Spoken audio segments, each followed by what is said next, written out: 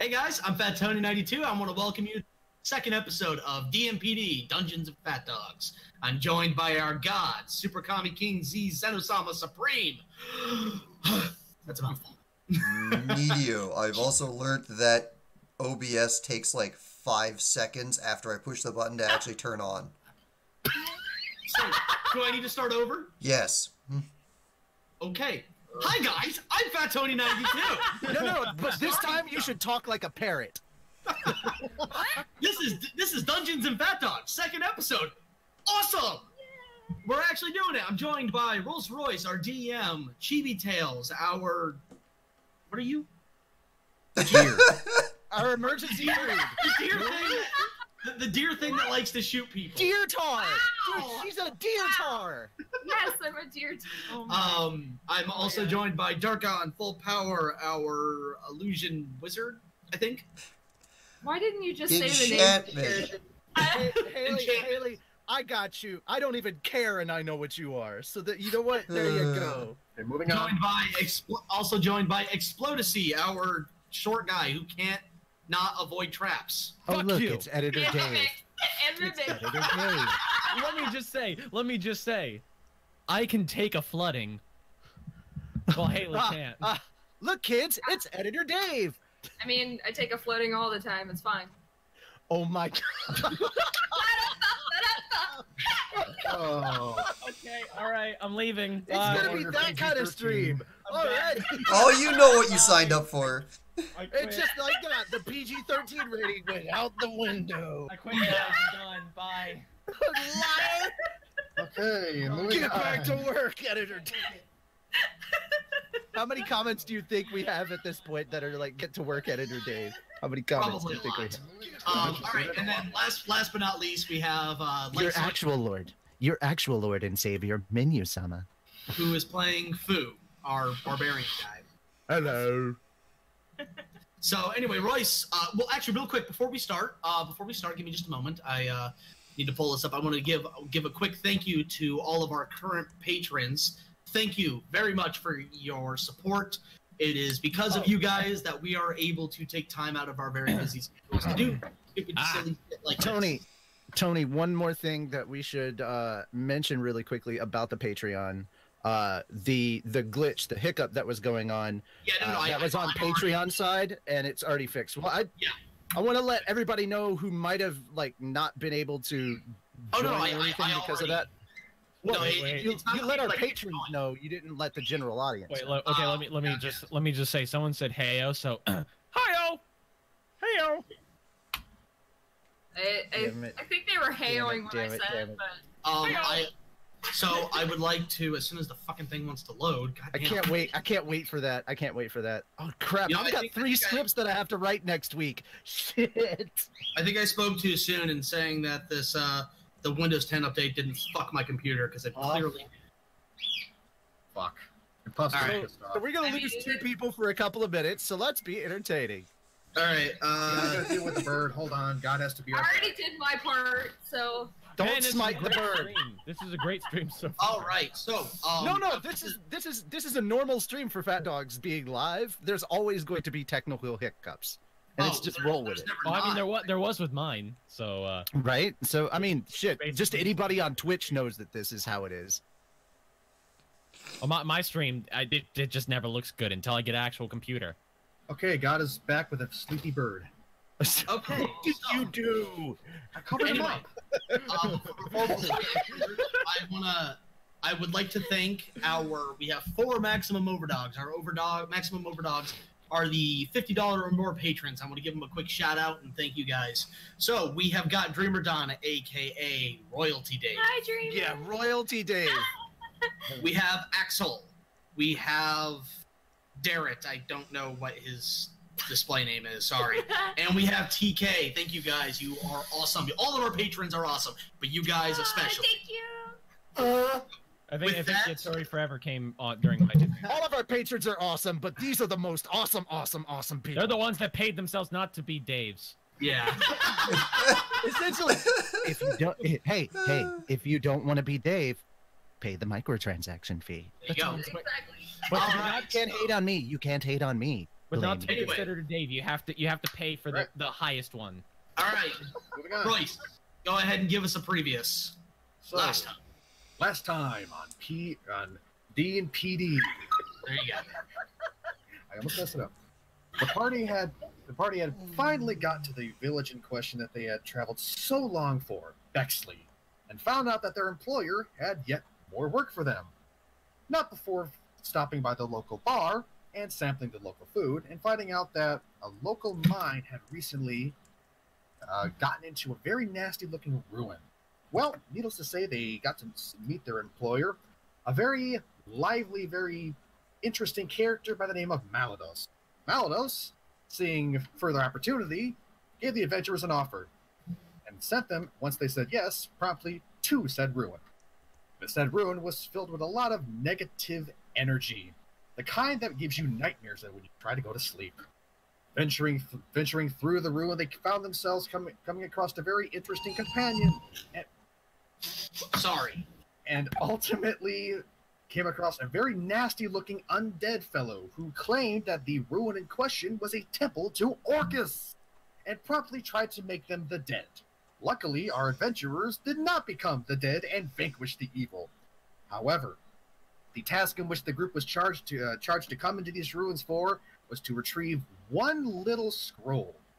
And upon finding a very, very powerful-looking sealing icon in the ground and eventually unsealing it, uncovered a very large, very unholy, nasty-feeling scroll of immense necromantic energy. And, well, uncertainty was certainly felt along all fronts. Now, the group has finally come back to the Wizard's Tower. However, what questions do they have for their benefactor? Yeah, especially since we, like, unleashed Mega Hell or something. I'm also on a tiger.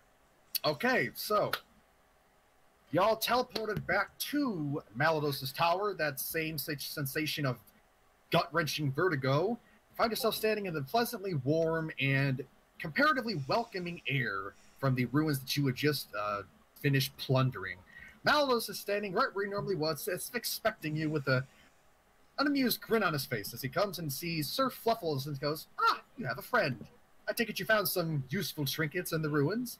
I do believe there is a scroll you have that I tasked you with retrieving. Did you retrieve it?" Which one of us actually picked up the scroll? I think it might have been Fu. Oh yeah, right. Here you go. Here you go. Ah, excellent. Malygos takes the large scroll and looks at it, and while his eyes carry a somewhat dangerous glint of curiosity, he does hold it with an air of carefulness. Okay. Quick question. Yes. By unsealing those, by getting the scrolls and unsealing like the area and everything, we didn't just accidentally open calamity upon the world, did we? How am I supposed to know? Although joking aside, I highly doubt it. If there Okay, was, okay. if actually was a seal holding some horrible evil from the world, well, I'm sure you're all very capable. I doubt you would be alive right now. No. I just had you retrieve a scroll. While I'm sure you may or may not have discerned what the denizens of that ruin were, this is a scroll about a certain individual that some of you may or may not know by the name of Orcus. Oh. I'm Okay. guessing not many of you know that. No, know not really. Not particularly. Aurelia, Darkon, I did have Aurelia do a I think Arcana Aurelia. check. I think Aurelia knows. Your little Aurelia fluffy does weasel. know Wasn't that. it Lief, or was it just Aurelia? It was just Aurelia that made the Arcana check. Wasn't it Sir Fluffles who ate the seal or something? Like he No, absorbed Noodle. the seal? Noodle Okay. did. Oh, that Noodle. noodle. Yeah, so- Noodle. Yeah, Aurelia's So- Aurelia's very uncomfortable at the moment, just glaring at this guy. Yeah, and Malygos does see that, and he kind of gives an understanding smile and says, "Now, I want you to understand, I am not some evil warlock seeking to overtake the world and subject the denizens of the mortal coil to That's my exactly what an evil warlock would say. Okay, I'm with you on this one. You definitely have the look down. Aurelia is immediately offended. Oh, you interesting little creature. I'm going to have fun interacting with your group in the future. However, regardless, I do want to waylay some concerns. No, I do not intend to use this for negative practices.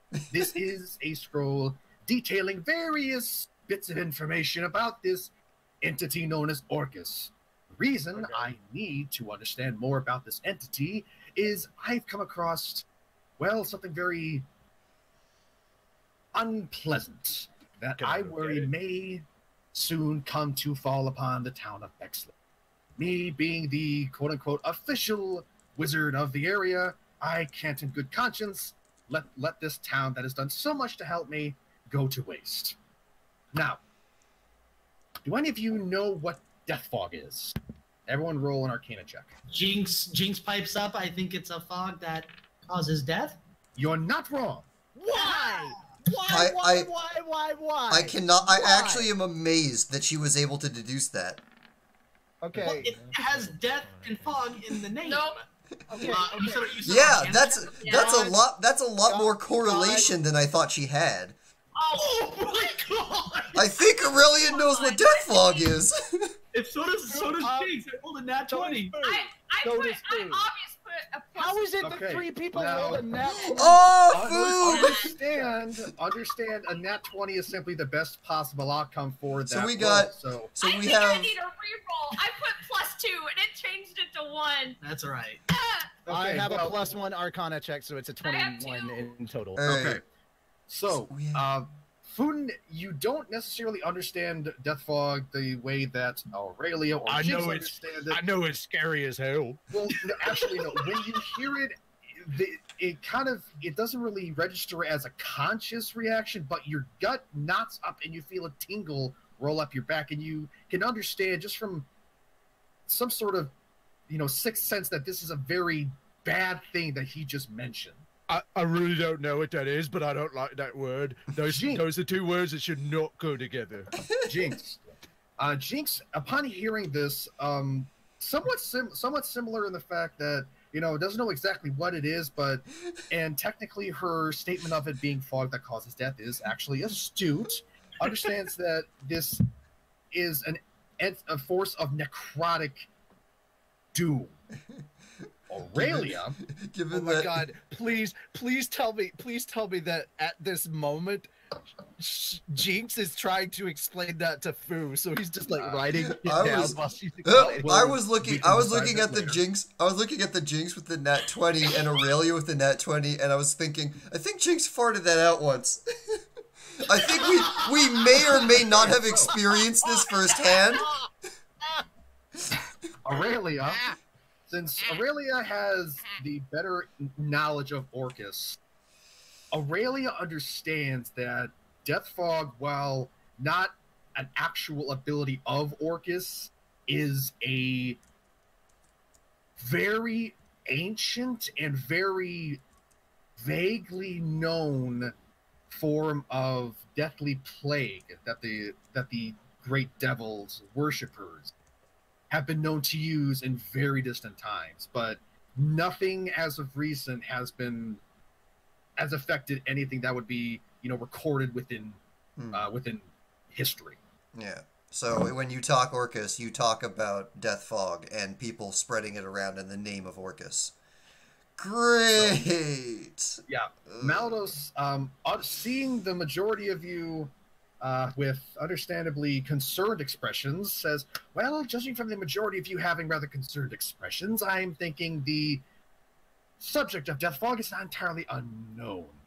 To those of you who don't, imagine a fog that, as our dim-witted friend here just said, causes death. However, Jinx turns to Fungus, or not Fu, turns to Ankel, because he called you dumb.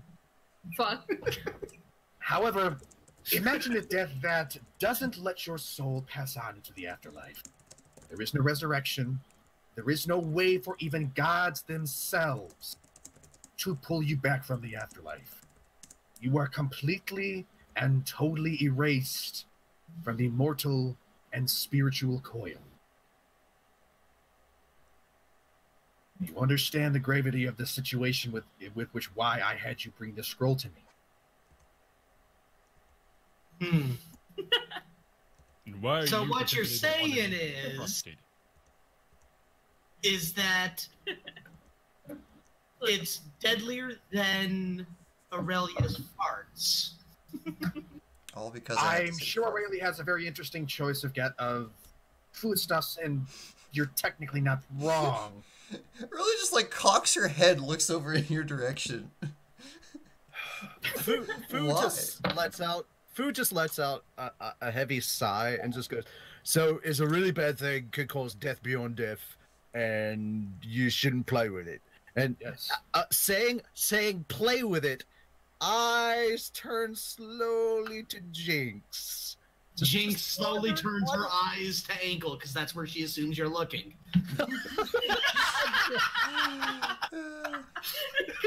While Jinx is while noticing that she's not paying attention to what Foo's doing, Foo just immediately starts pointing, like point at Jinx. Everyone just kind of gives I'm guessing everyone's either giving a nod or a smile of like, oh, we know. I think at this point, Lief would probably like, I think he's talking to you. Yeah, he's talking about you, Ankel. So, moving on. I hate all of you. Malygos looks to the group. Malygos looks to the group and gives a beckon with his hand, basically beckoning them to follow him, and says, maybe showing you an actual demonstration of this force. Inside, I'm okay with not seeing that. I mean, wait, what are we killing? No, we're not killing anything. This is a perfectly controlled experiment. Demonstrating black fog inside of an enclosed building does not seem the wisest of ideas. Yeah, I don't want to be Cillian with like a death fog. Young miss, I am a wizard of many years, many more years than yourself, of all of you combined. Do you have like a chemistry set in your basement? Well, I do have a chemistry set. However, okay, pause. Ankel said something I didn't hear. What was that, Carson? Now, I have a question. If this scroll is as bad and as powerful as you say it is, shouldn't we destroy it? Right, I'm with you on that. Like, okay, should we toast it right now?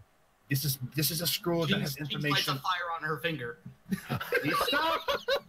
This is a scroll that has information on the Greater Devil of Orcus. It is not a scroll that has sealed power within it. It is essentially a glorified a thesaurus. Yeah. I don't think we should have given him the scroll of how to conjure a really nasty dinosaur. Yeah, Jinx was just about to say, how'd you fit a dinosaur in there? No, I'm just saying. Just pats her head. If this scroll is something to conjure a giant beast, it might not be best to put it in anyone's hands. Oh my god. Okay, guys, I was just kidding. A thesaurus is not a dinosaur. It's not a dinosaur at all. With Ankel's remark, Malygos pinches the bridge of his nose and says, "Young good sir, I guarantee this is not a scroll to summon Orcus. Like I said, if that ruin held anything that could bring such destruction upon this earth, do you honestly think that you all would be standing alive after dealing with whatever was protecting it?" I mean, I might be, probably not the rest of them. Anyway, I need your help, because while I may have great skill and many abilities, I am only one person.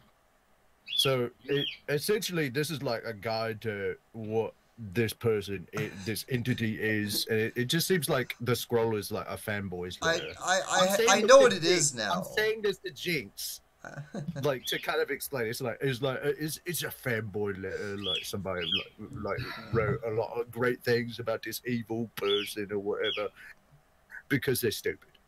Oh, so actually, then that thief, the famous thief, he should have one, right? Oh boy! Yeah, exactly. Anyway, I love. I get it. I get it. I love how all of these people are just having their like triangle of memes, and I'm just sitting here waiting for it to go. Okay, I know what this is now. I will wait for my moment to interject and explain exactly what this is because I have a good idea. And then it's just meme. We're just trying to explain this in a way that will get Jinx to just shut up and not ask questions. Mm-hmm. But yeah. Anyway. But Aurelia has a very strong idea of what this is because they usually daemons have all of their private information.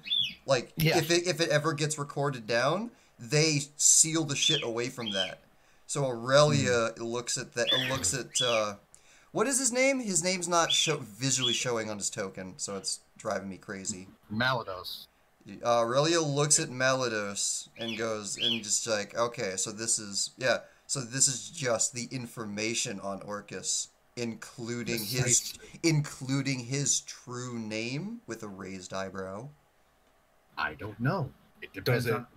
Does it talk about his blood type or anything like that, or is it just like much more detailed information, just basic stuff? I don't know what exactly lies within this scroll. It could be his true name. I highly doubt it, but it's information on him, and I need it. In that case, you had an experiment to show us, so let's go do that. In that case, the situation. Yeah, in that case, the only ire that anyone would be suffering would be you, seeing you contain it now. Well, it is no longer a part of our concern. Precisely. Wow. Though I would... Looking over at Jinx, Fu goes, you know, she's kind of a dick. Anyway, come. Oh, you'll get used to her. Teachers like one of those people where it's like she yells at you, but it's in a loving way. Young adventurers down the main hall, please. I don't believe that. Oh, come on, kitty. Yeah, Aurelia's genuinely intrigued now that they know that. We have to take the tiger with us. Actually, Lief is like... Oh, hold up. God's saying something. Yeah, I'm going to make it so, Richie, you can control Sir Fluffles. Oh gosh, yes, Sir Fluffles. With responsibility, but Malygos leads you off into a small side room, and inside is a moderately sized, what looks to be laboratory, alchemy station, a number of things combined. Hold on. Out of character OOC right now. God, are you saying that with great tiger comes great responsibility? Yes. So, as you gather inside the room, there's various numbers of bottles, tinctures, alembics, various alchemical apparatuses. It's more complex than it looks like. Bear with me. RPG Maker doesn't have that many complex assets. But coming over, he sits down and procures a glass bottle that is not a glass, a small black box. It looks to be pitch black. Coming back, he opens the box and pulls out a glass jar. By the way, oh, sorry, go ahead. Now, inside the glass jar is a very still-looking black fog with rivulets of small, green, foul-looking energy cracking through it it's kind of like a miniature thundercloud with green lightning inside of it. Holding the glass in front of him with a very firm grip, Malygos states, "This is Deathfall. How I came across, how I have it with me right now, I counted it on an adventure of my own. As you can see..." Yes? Aurelia preemptively goes over and holds Jinx in place so that she doesn't do something. But Jinx is furiously writing in her spellbook with a crayon. Okay, Aurelia's just gonna stand next to Jinx. Just in case. Mm-hmm. Yeah, okay. With this, on the table beside him, takes out a small spell scroll. And with the spell scroll, summons a small mouse. Mouse kind of into existence. Taking one of the larger bottles right next to it, places the mouse inside of the jar. Mouse just kind of scurries around. Malygos looks to you and with a very serious voice says, What you're about to see, imagine this wrought upon entire towns, cities, and continents. Taking the jar, he unscrews the lid and actually pours it. It acts somewhat like a liquid. And pours it into the jar containing the mouse. The jar quickly is screwed, sealing it inside of the large jar. The mouse, you see, visibly starts to run around, gasping, before quickly falling dead. No fights, nothing. It just lies there, dead. Malygos looks to you and says, imagine this: family, a loved one, a friend, immediately snuffed out. But that's not the worst. Fu sheds a single tear for the mouse. Oh my god, Lief is lovely empathy. devastated. Jinx so drawing X's where the mouse. It was either my options at that moment were either Fu sheds a tear for the mouse, or he runs up to Malygos, grabs him by the collar, lifts him a foot off the ground, and yells "animal cruelty." It was one of the two, and I was like, that would be a little too abrasive. So let's just do the shedding a tear. A little bit. So yeah, I'm gonna let. How does everyone react to this? I'm gonna pause, kind of like time space. Dude, Leaf's gonna PETA the shit out of this guy. I was gonna say somebody dial PETA right now.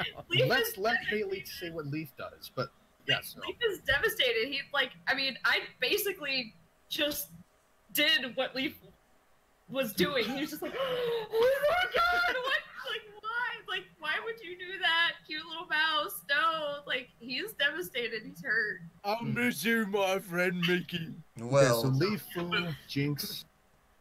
Jinx is furiously writing in her spellbook and just finished drawing X's on the upside down on its back mouse or rat or whatever. Okay. So she's like, okay, equals death. Got it. Aurelia. Aurelia, well, better one mouse than an entire forest. Who knows how far this thing could spread? Somebody does understand. It could kill like 100 mice, you know. All right, Ankel. Ankel kind of shifts uncomfortably after watching this. Not that like the idea of many people dying, because Ankel could care less. Could be you.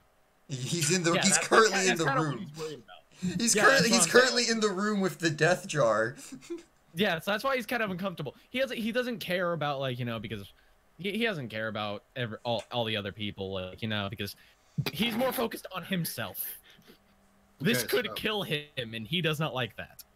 Well, you're very, very adept, and you're not wrong. And finally, Lief. You already asked Lief. Yeah. Oh God. He was the first one. So, moving on. God made it. You all make them. So. God is not infallible. At least this one. Yes. I never indicated I was. I'm no what counts for omnipotence now. So that's what counts for omnipotence these days. Okay, a giant meteor falls on the tower and you all die. There. It happened. Good game, everybody. Good game. All right, wrap it up. We're done here, folks. All right. Why would you kill Sir Fluffles and Noodles? No. So. Focus. And that is negative 9,000 health. Okay, please correct that. Anyway, moving on. With that, however, Malygos does not do anything to put the jar away. He just kind of stands by it and casts a glance to it. And inside the jar, the mouse's body is it's started to look like it's rotting, but without the actual signs of rotting. Like, its body is growing more gaunt until it abruptly lurches to life again. Its eyes glowing with this eerie green fire, as it then promptly starts running around the cage inside the death fog now, with very unmouse-like deeper guttural snarls and screeches. Malygos looks through the group and says, just summed everything up by saying it was the T-virus. I would have absolutely understood what that was. Anyway. So Ankel looks at this and just confused says, so it's not dead, or technically yes, it is. The entity that you knew as the mouse, your mother, your sister, yourself, is gone. What is currently animating this is pure necromantic energy. See, Haley, the rat from the RE2 remake trailer lived. Okay. There we go. From the side. No. In the With shape that- of a fog. Indeed. It can also be contained within jars. Can you imagine if a kingdom that was seeking to go to war with another kingdom? So that used this mouse as a is undead now, right? That would Quite be possible. that would be the appropriate term. Indeed. Okay, so yeah, that's I don't have a gentle way to put this. That's really fucked, and I don't want to mess with that. Yeah. Yes. Now, understand, I would like Bexley to, as what our large friend just said, I would like Bexley to not be fucked. I have reason to believe that individuals who worship Orcus are planning to use this in Bexley. I don't know for certain, which is why I needed the scroll. Now, Okay, so And why is this shit so easy to get a hold of with these people if they want to use it? well, maybe we should investigate and find out why. Is there any investigations we could do that could help you along on finding out exactly who's doing what and ding, anything ding, ding. like that? We have a winner, once again, our large gentleman. Yes. See, I have the second highest intelligence for a reason, people.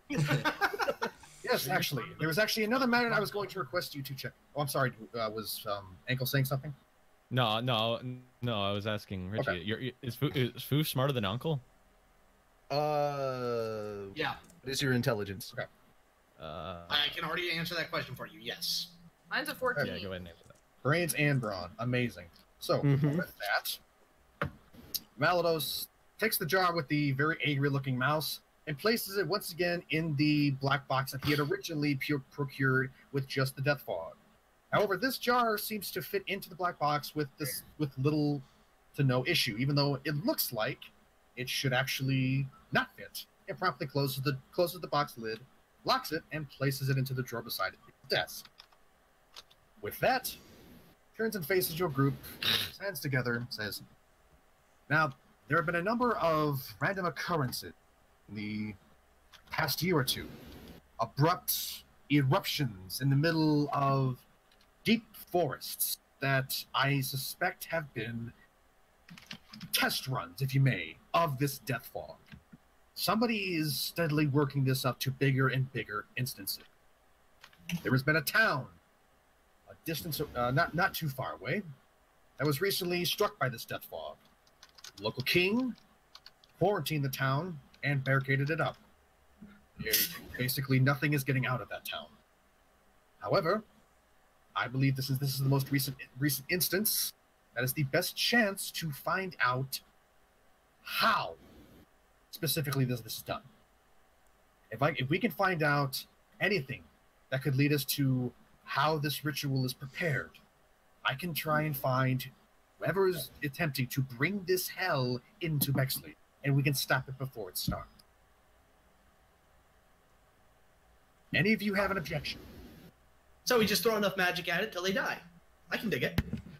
That Pretty is, sure you know it's what? not Yeah, exactly sure, what he sure, said, but- sure. No. We can't bother wasting time trying to re-explain it. No, listen. You throw Yeah, enough yeah. magic at something, and it can solve something. That's how the world works. That- it explains. That it is explains not why at Uncle all has how so it many works. But Perhaps he's got no magic. Well, I don't know. Uncle Right gives now, an audible growl as he looks over at Jinx. at this moment, Fu is just kind of giving like the weirdest, like angry kind of face he could possibly muster, right at Jinx. And he goes, "You know, you've been our biggest problem this whole time, and you're nothing but magic. So, Oh, because I'm the one that set up and almost got ate by a chest. What was it? Was it called Aurelia? A mimic? yes. Jinx needs a muscle. Sorry. it wasn't. I'm sorry. It wasn't a lack of. Sorry, I At didn't that mean point in to do time, that. it was just a lack of caution. Blurted it out. Well, yes, and I also... well, when we find those that are trying. I just look over at Malygos, ask to please continue. That's just please. Just, Well, alright. when we find the ones trying to dump this on actual people, I'll let you magic all over them. That came out wrong. Oh, whoa. In come the dick joke. This is like what, 12? Okay. At this point in time, now Foo is grabbing the bridge of his nose. Anyway, Exactly. with that, Malygos suddenly raises his hands and says, "Right, I almost forgot. I promised you payment for this venture, and I haven't provided it yet. Let's step onto a slightly more pleasant mood." Tiger, that's kind of payment. What was that, Richie? Oh, I was gonna say I got a big fluffy tiger. That's payment there. Yes, I saw that. Very interesting. Yeah, he's hanging out. I let him go hang out with Noodle. They become friends. As per your rules, anything that we would find in there was ours. We found it in there. Yep. Well, a very interesting find. Hopefully he brings you joy. Anyway. I mean, he brings food joy. Right. He also brings the fire, which is even more awesome. All right, Russ. You were saying about payment? Yes, with that, as I said, unfortunately, because of Noodle, my gold stores are a little stretched, and I have other matters that I do need to pay, so gold is not on the table. But I did promise you a selection from my more, essentially, magical items, useful in any matter of instances. How does that sound? Yes. G perks right up and is now doing a happy dance. Wonderful. So, with that, on... Malygos just kind of slips between Aurelia and Jinx and opens up one of the boxes that are kind of leaning against his wall with little issue. And he begins rummaging through. Oh, yes, no. Ah, here we go. He pulls out what looks to be a completely normal-looking rucksack and throws it over his shoulder to Aurelia. That, my friends, is a bag of holding. While certainly nothing that can topple giants, surely individuals who are traveling or just need to stuff. Just need to stuff a lot of stuff into something without being overburdened. Very useful. You know what? I'm gonna give you props for trying to continue doing that in that voice and everything.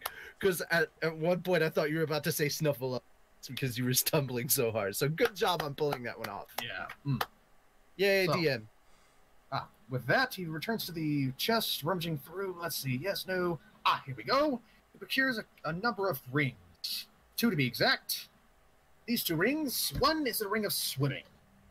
In case you didn't know, ring of swimming lets you move through water much more easily. He hands that to...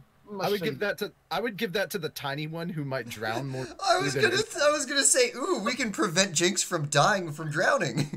Nah. What's the other? Nah. Given this instance, he's gonna hand the ring to, or he's gonna hand the object to Aurelia because she seems like the more arcanely mature individual of the group. I mean, you're not divvy wrong. up. Yeah, give everything to Aurelia. Give everything to Aurelia and divvy up and figure everything out. I was gonna say, to be fair, I don't need a swimming thing because I have a potion of water breathing. So. Yeah, but that's a one-use item. I know, but still, I have it. But I have it. It's mine. You can only use it once. Kind of like how you can also stop a bullet. Once. Right. So some people can do it twice. Didn't 50 Cent get shot like 9 times and he's fine? Okay. Anyway. Define fine. Moving on. Yes. I mean, he's Anyway, alive, anyway. so you know. Anyway, this ring, that does not mean fine. somewhat related to the second ring, is a ring of water walking. If you don't want to swim, decide to just walk. Hands it to Aurelia. Another good way. Okay, there. Jinx can't drown anymore. She'll just land. She'll just flat onto the surface. No. Do not give Jinx the abilities of Jesus. Okay, good point. No, good point. No, good point. No, good point. No, Aurelia, hold on to that. All right. Now, What else we with got? that, turns back to turns back to the chest, starts rummaging around again, and says, no, aha, here we go. This, he turns to you, and it looks almost like a jug that you would just sort of hold like a Oh my God! Water in. Oh my No. God! It's a jar of mayonnaise. Well, you're not wrong. This is an alchemy jug. Oh no. And with that, he hands the alchemy jug to Aurelia. Now let's see. That was 4 items. Yes. Yep. The bag of holding. 2 rings and a jar. Ring of swimming, ring of Jesus, and alchemy jug. Here we go. And he procures a pair of leather bracers. These will make you much more proficient at archery. I don't know which of you would be useful for that, but here you go.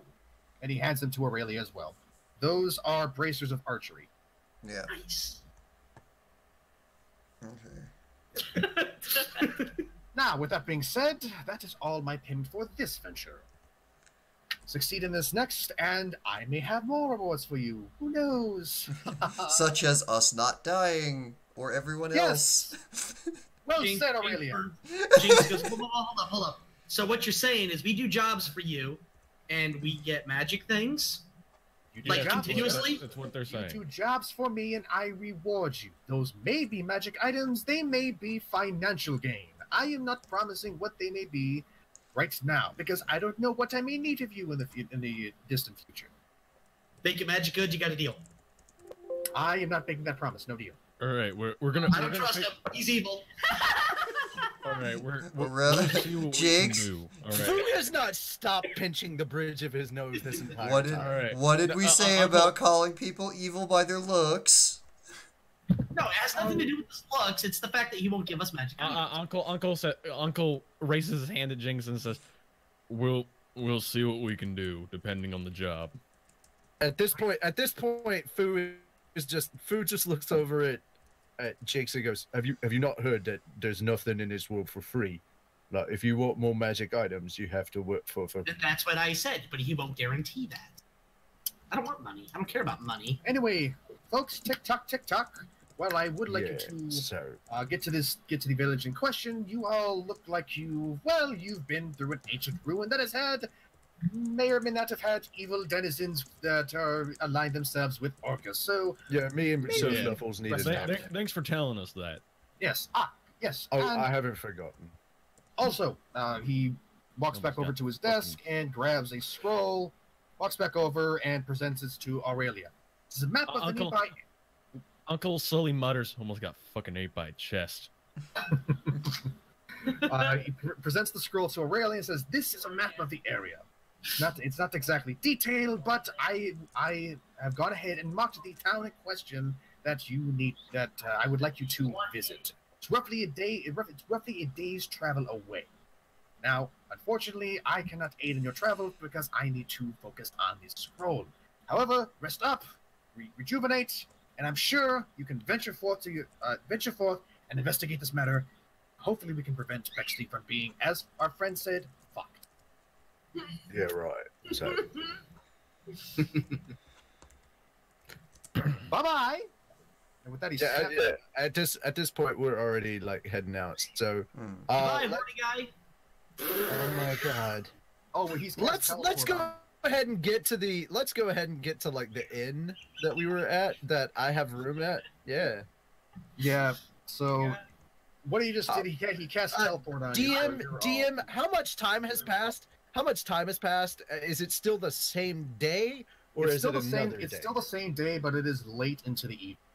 Okay, so essentially, I didn't waste money on a room. Good to know. Okay, so I have a room at the inn.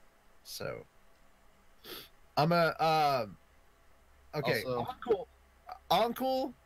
I think we're going to hang out and drink and stuff and eat and just kind of recharge. However, also Aurelia, this is just kind of like short.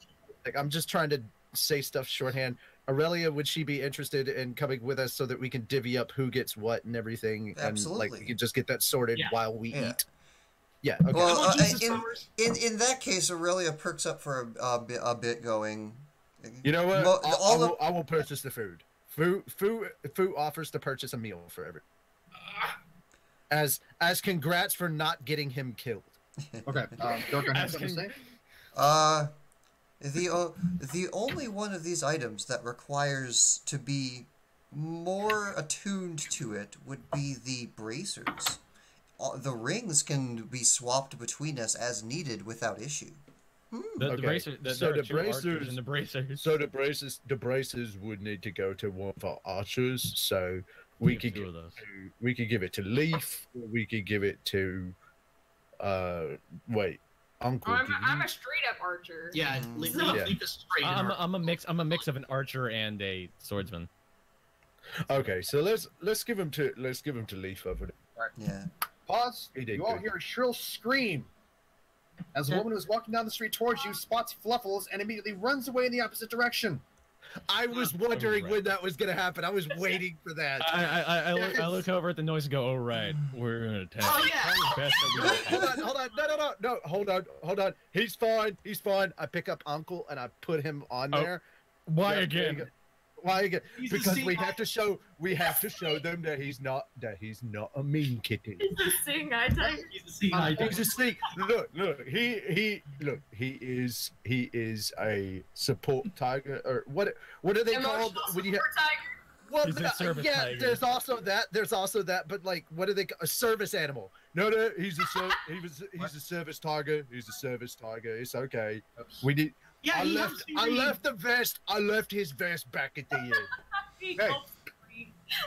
Oh yeah. I'm gonna like all of my points are gonna go into like a knitting skill, so or like anyway, like a sewing skill, so I can make a vest that says service tiger. Okay, so moving on from service animal discussion. Unfortunately, there was a guard patrolling nearby, and he quickly runs up, sword drawn, understandably, and stands before you, looking completely surprised.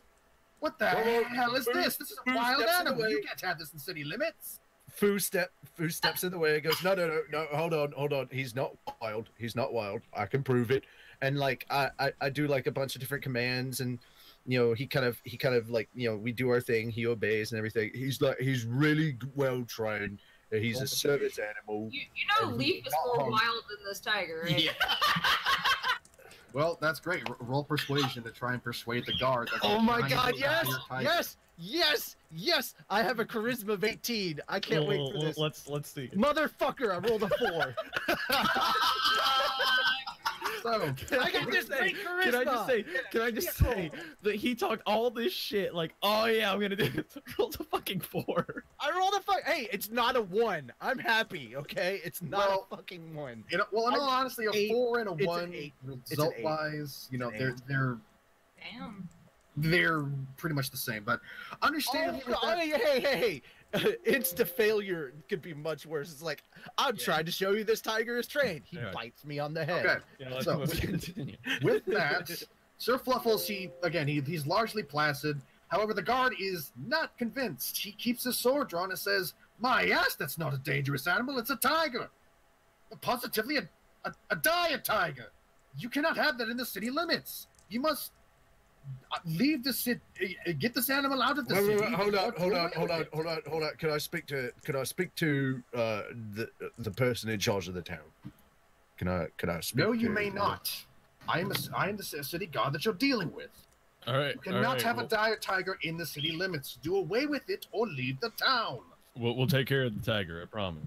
You must take care of it now. I am not letting you have this beast. All right.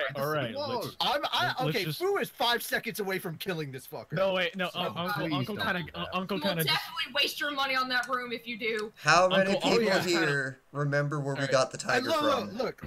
Room or tiger? I choose tiger. All right. Okay. Uncle kind of walks up. All right, let's all just stay calm. Put the sword down. How are you walking up? You're on Fluffles. Yeah, he jumps up. Yeah, get off Fluffles. All right, let's just calm down. All right. You know how put the tall sword he down. Is? You'd have to. Actually, Uncle, how did you get off? Did you get off getting close to the guard, or what do you mean? How did you get off? Yeah, close to the guard. I'm gonna move my fucking thing. Okay. So from the tiger to like there. So like here? I don't know where we are. Make a perception check. All right. What is my perception again? It's shit. I've got great charisma. Rolls a 4. Your perception. I got a +2. A +2. All right, we're gonna see how this goes.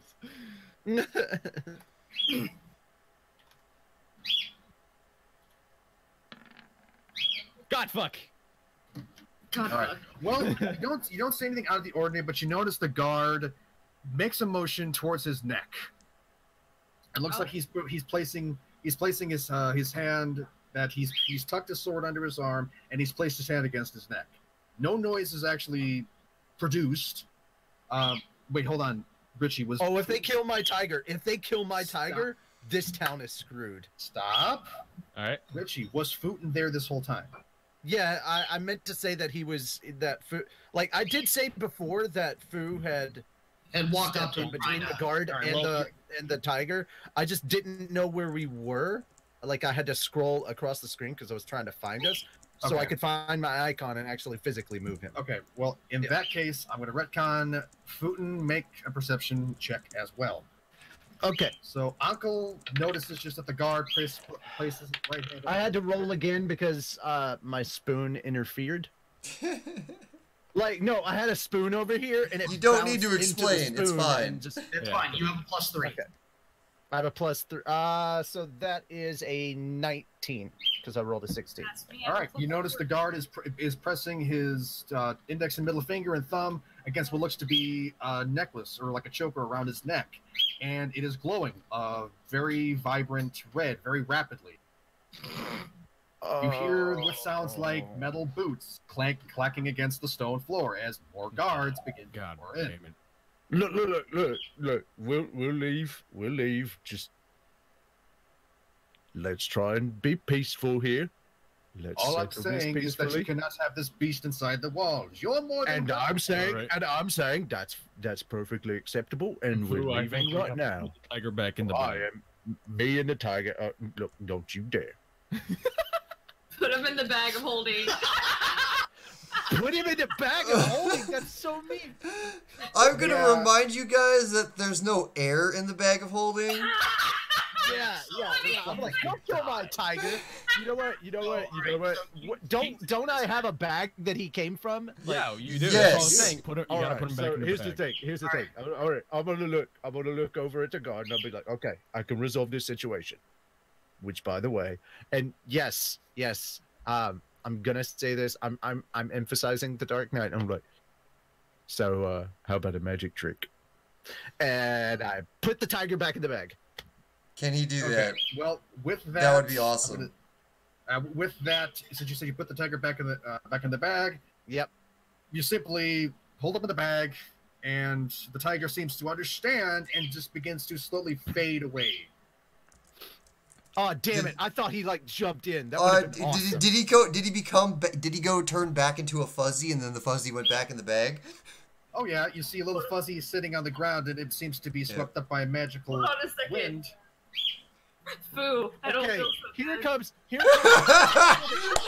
another thing, because I have to bullshit my way through this now, because I don't want this guard to be like severely scarred. Yeah, but real quick, before Foo does anything else, Jinx is out of the guard's line of sight. She puts up a finger with a bit of fire appears on it, and she goes like pointing at him like. The guard right. Let God talk. Let God talk. The guard right here sees this, holds his sword up to you, and says, "Put the magic away, or we will attack." To me? It's a lighter. No, to the Jinx. Oh, okay. All right, go back to Aurelia right now. He looks like he enjoys a good smoke. Oh my god. All right, now let's just continue. No more instructions. Just. So now that the tiger's back in the bag, ta-da! Thank you very much for supporting us. We're a traveling magic troupe. We're carnival folk, and we forgot that the little magic tiger was still behind us, and thank you very much. I rolled an 18 on my charisma check for that. Well, I'm not going to say you need I'm not going to say. Or did I need to re-roll that? I'm not going to say that you need a persuasion check for that, but since you rolled an 18, that's fine. The guard, he doesn't immediately, stand down, but he, puts his arms to his side and just kind of looks to Fu and says, "That's fine, but 18 plus 4, 22." God, okay. This is a zoo. We're very sorry. We're very sorry. It won't happen again. Please don't. You seem like decent folk for the most part. I want you to enjoy Bexley, so. No more dire tigers. I didn't think I would have to say that in my life. I'm now really scared of what would happen if he used the bag of tricks again. Who knows what would come out of that thing? A bear. Oh my god, it's gonna be so awesome. I can't wait. Black bear, giant weasel, Anyway, giant hyena. With that, the guard, he puts his hand up to his neck again and makes a gesture to that weird jewelry around, or the weird article around his neck. It stops flashing, and the other guards, they promptly go back to their, towards their post or wherever their posts are. Okay. If you would like to see any more, if you would like to see any more of our tricks and or you require our services, we will be at, and I don't remember what the name of the inn was, but Fu would. So just blah blah blah inn. But yeah, that's where we're at. See, we're all good now. Let's just go back to our normal time. Okay. Let's go back to our life. So Fu, on the way back to the inn, Fu is just inconsolable. He just lost his tiger buddy. This has just become the worst day ever. It went from the greatest day because he got a tiger buddy to the worst day. Okay. This is akin to losing Groot. Okay. Aurelia goes over, pats Fu on the shoulder, and goes, "It's okay. How tall are you?" Good. Okay, I pat you on the torso. I don't know. I try to console you and go, "It's okay." You pat my hand like an old granny. Yeah, and it's okay. Your tiger friend would have poofed in the morning anyways, because that's how that one works. Really? Yeah. And then Fu immediately realizes that Aurelia was sitting on this information the whole time. I pick Aurelia up by the collar, lift her right up to my face, and go, "Oh, did you tell me this sooner? This is information I should." All right. Uncle goes up the food. All right, Fu. Remember, this is your little buddy, Uncle. All right, put the magic user down. I'm slowly dropping Aurelia safely back to the ground while like. Yeah. I was gonna say that guard from before is just looking over at you, and he's like, not sure how to react. He's just staring at you. He was my buddy. Well, your buddy's in the bag. This has got to be the greatest because Fu probably looks like one of the most intimidating people, and here he is sobbing like a 4-year-old for like losing his favorite toy or something. It's just. Oh, I love it. All right, so God bless this freaking D&D game. What are we all wanting to do in this town of Bexley? There's stuff to do, things to see. Well, first off, we said we were gonna go to the inn and have a meal and then divvy everything up because it's late. It's late in the day. Okay, and by the way, and I'm just gonna say that you all knew this. It's called Windy Inn. Okay, DM, what time of day is it? Like, are shops still open? I say it's later in the evening. Okay. Shops might still be open, but it's likely that in the next hour or so they're going to start closing it. So it would probably be more prudent to do our shopping in the morning then. Yeah, certainly try. Okay, so Fu tried to gather his wits and stuff. He would relay this to the group, like, threw a couple of still sniffles and wiping their tears away. Quick, none of you. He turns immediately to Jinx and points at her and goes, "You didn't say any of that." Pause. Hold up. Jinx has something to say. Okay. So Jinx goes, "Okay, well, I'm tired, so I think maybe we go to the bar, maybe get some drinks." She says a little avarice in her eyes. Oh my God. And maybe I can tutor Ankel on how to properly open the chest so he doesn't die. You know what? All right. You know what? I'm fucking tired of you. I'm fucking tired. That's because we haven't had any sleep. You know what? At this point, I go, "Hey, buddy." All right. You know what? I need at least a night. Stop. Hold on. I need a night, at least a night away from you. At this point, I go. I look down at Ankel and I place a hand on his shoulder and I go, I know how to fix this, and I pick him up and put him on my huge bicep and I go, now you can look down. Now you can look down on her like the good Lord intended. No. I'm leaving. I'm going away for a night. I swear to God, I will see you in the fucking morning. Damn. So Ankel's just kind of fucking off and doing what Ankel does. Yep. And again, that's fine, because outside of the bracers, everything else can just be interchanged with us at will without issue. So that's fine. Okay. All right, goodbye, Uncle Later. actually, you get killed by a chest. Important announcement: Carson needs to step away. Actually, leave. So we'll see how Uncle shows up in the next session. That's why Editor Dave has to edit.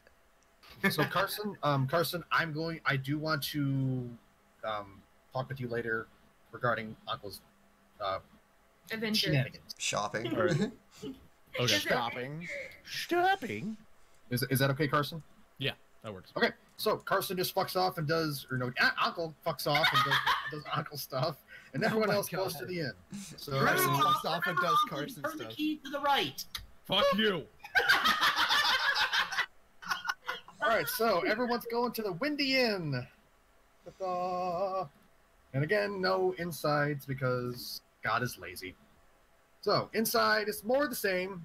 Warm air, smell of fresh cooking meats and breads, and there's even some interesting, spices on the wind.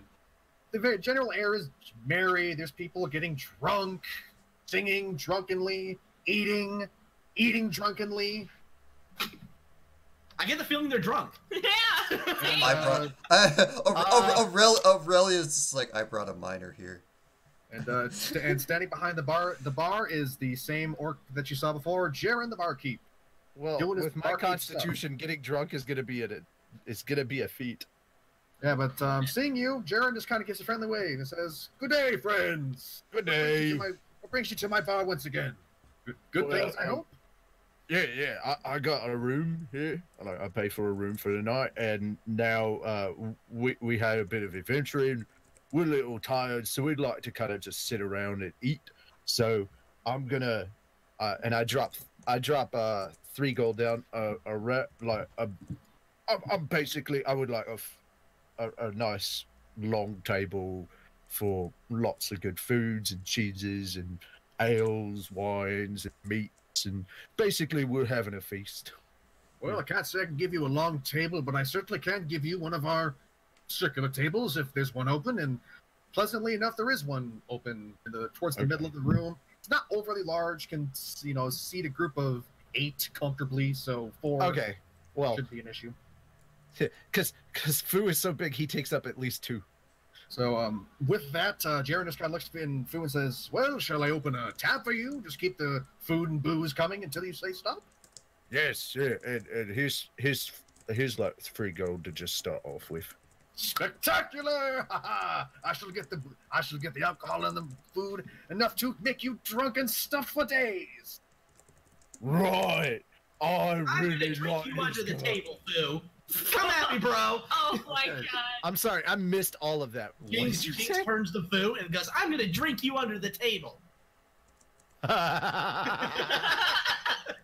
So You're definitely gonna be under the table. Weren't you under the table? Yep. It's at this point in time that Fu just looks over and goes, "I wouldn't be able to fit under the table, so Neither would Lief, so it's fine. so we can't drink under the table, small one." So with that, Jaren just gives a whistle and beckons two of the barmaidens over, talks to them, and basically says, whatever this gentleman and his friends order, simply bring it to them. He's got a tab. And with that, the maidens look to you expectantly for your orders. Y'all got an open tab. Drinks and food. All right. Well, I mean, Lief's has got to be specific though. Like, I think we do one round of the drinks and kind of abridge it and fast forward to the next day. Give me that hard mead. I gotta get my mind off this. Lief's gonna be. Well, drinking actually, water. the whole purpose of like us sitting down was like divvying up what was going to be going where. Yeah. So Right. the part. That's the part we need to focus on, and then everything else just kind of gets retconned. Well, I believe we had no issues with Lief getting the braces of archery, especially given that the only especially given the other bow user had to leave. Yeah. I think Ankel should get the bag of holding since he's kind of like our thief. Oh, yeah.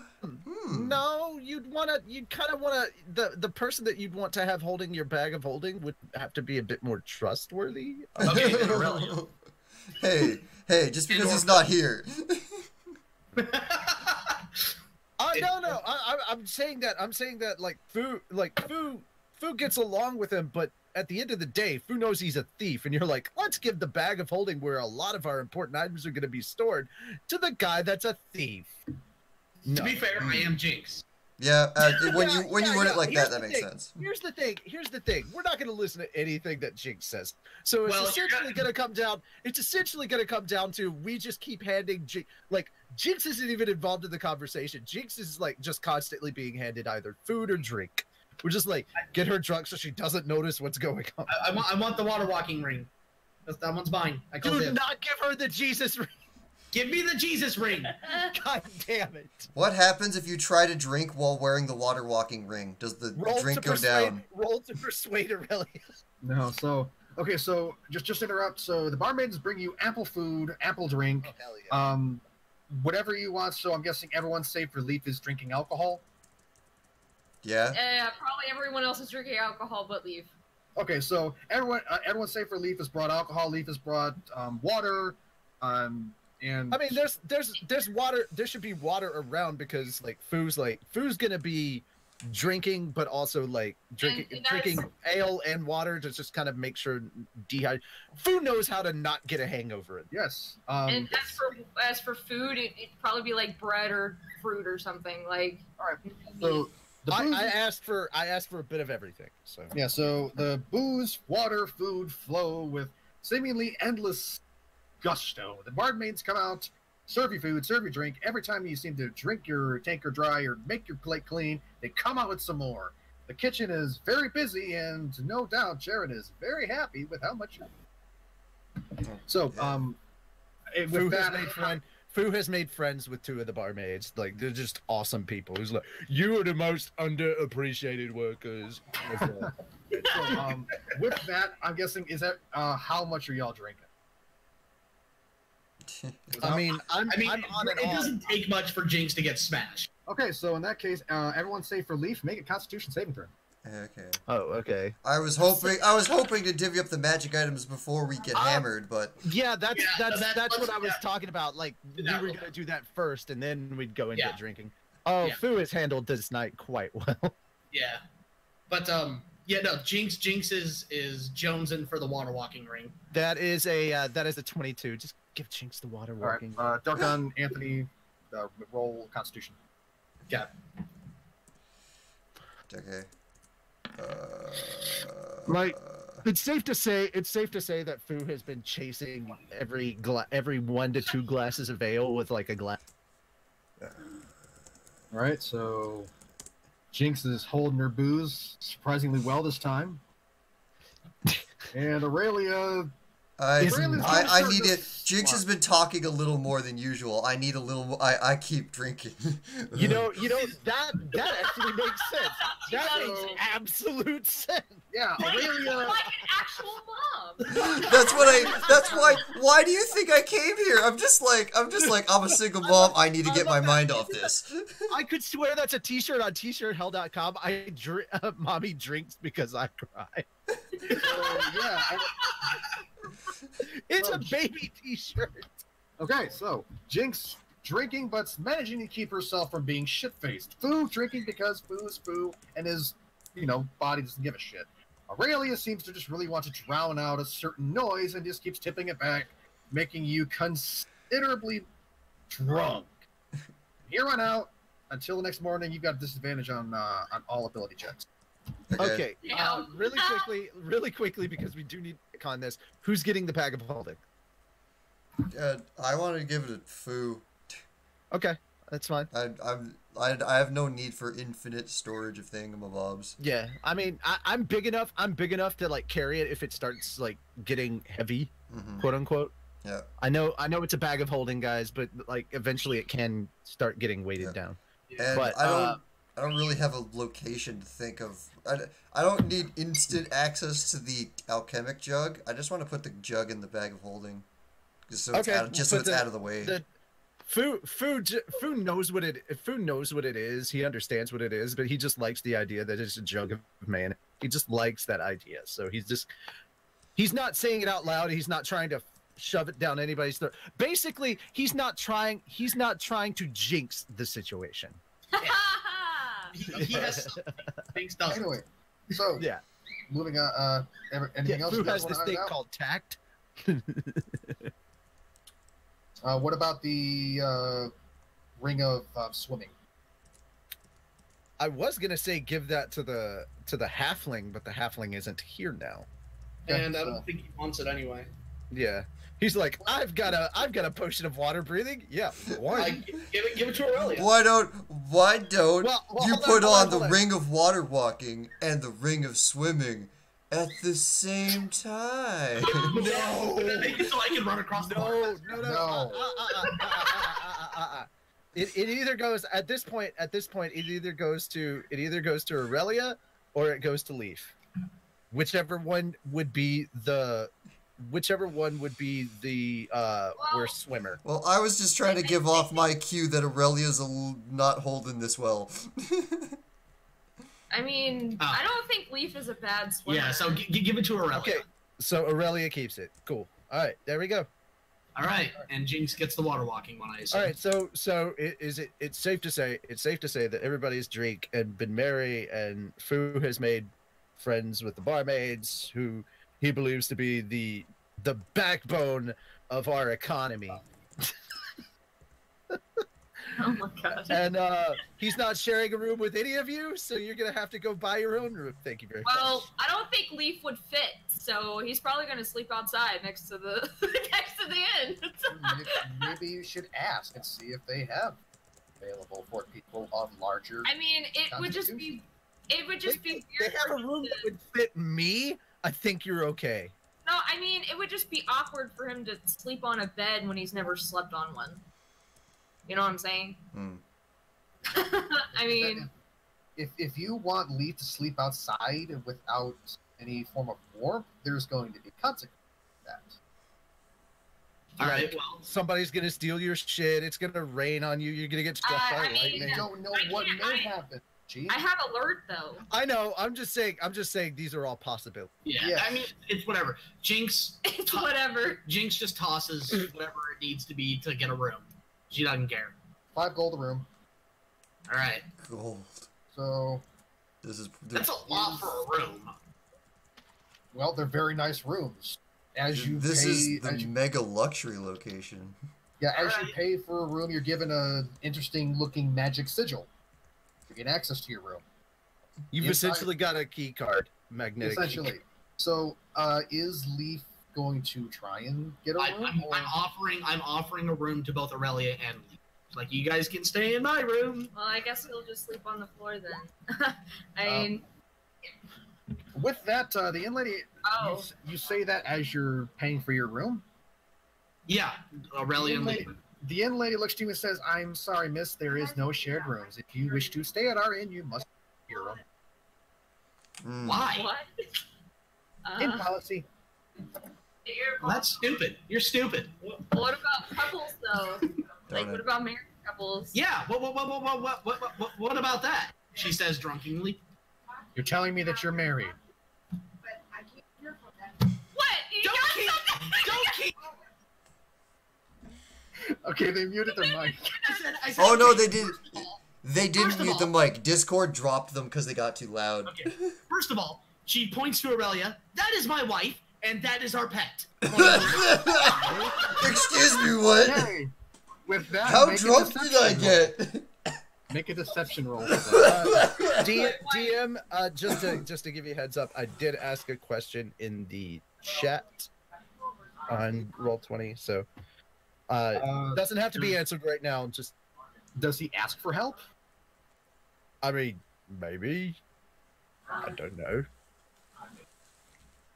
It's a So- wink, wink, nudge, nudge thing. Does the She respectfully turns you down. Oh, okay. Well, then okay? Okay, what was so that? what about- yeah. 14. never gonna get laid this campaign. With that, the inn lady just pinches the bridge of her nose and can tell that Jinx is going to be more trouble than trying to enforce this rule is worth. And simply sighs and says, very well, you can take you and your wife to your room. And our pet.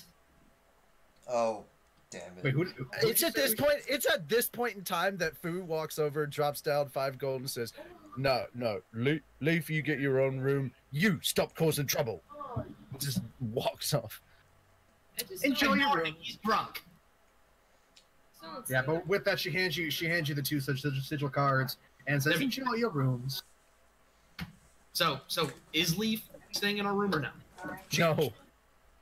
No, Lief has his own room. Okay.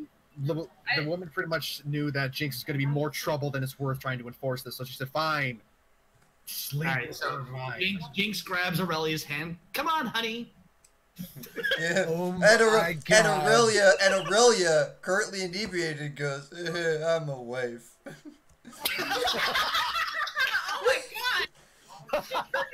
god! We have now reversed the roles, and I do not like this.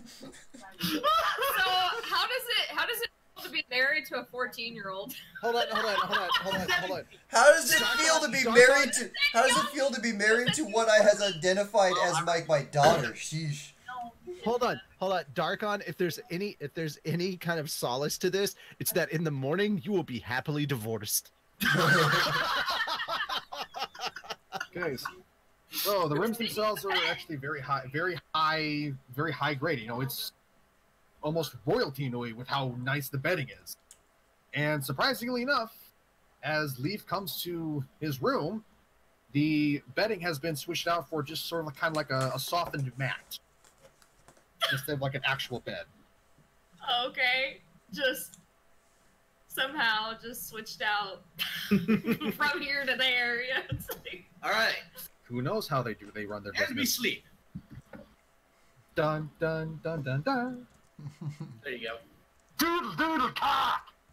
All right, everyone, regain your health and other things. I think I didn't lose any. Leave. Well, good for you. Good for you. No. No, I already reset yours. Oh, well, maybe you shouldn't do that. Wow, we think alike. Yeah, right. Morning comes, you hear the crow of the cockerel, and you all feel pleasantly refreshed, save for Aurelia, who has a not debilitating but irritating migraine because she drank a lot. Mm-hmm. She also woke up next to Jinx. Yeah. Oh boy. So yeah, RP. How did this happen? Can I history check to see what I remember last night? Yeah. Oh my God, History yes. check, history check.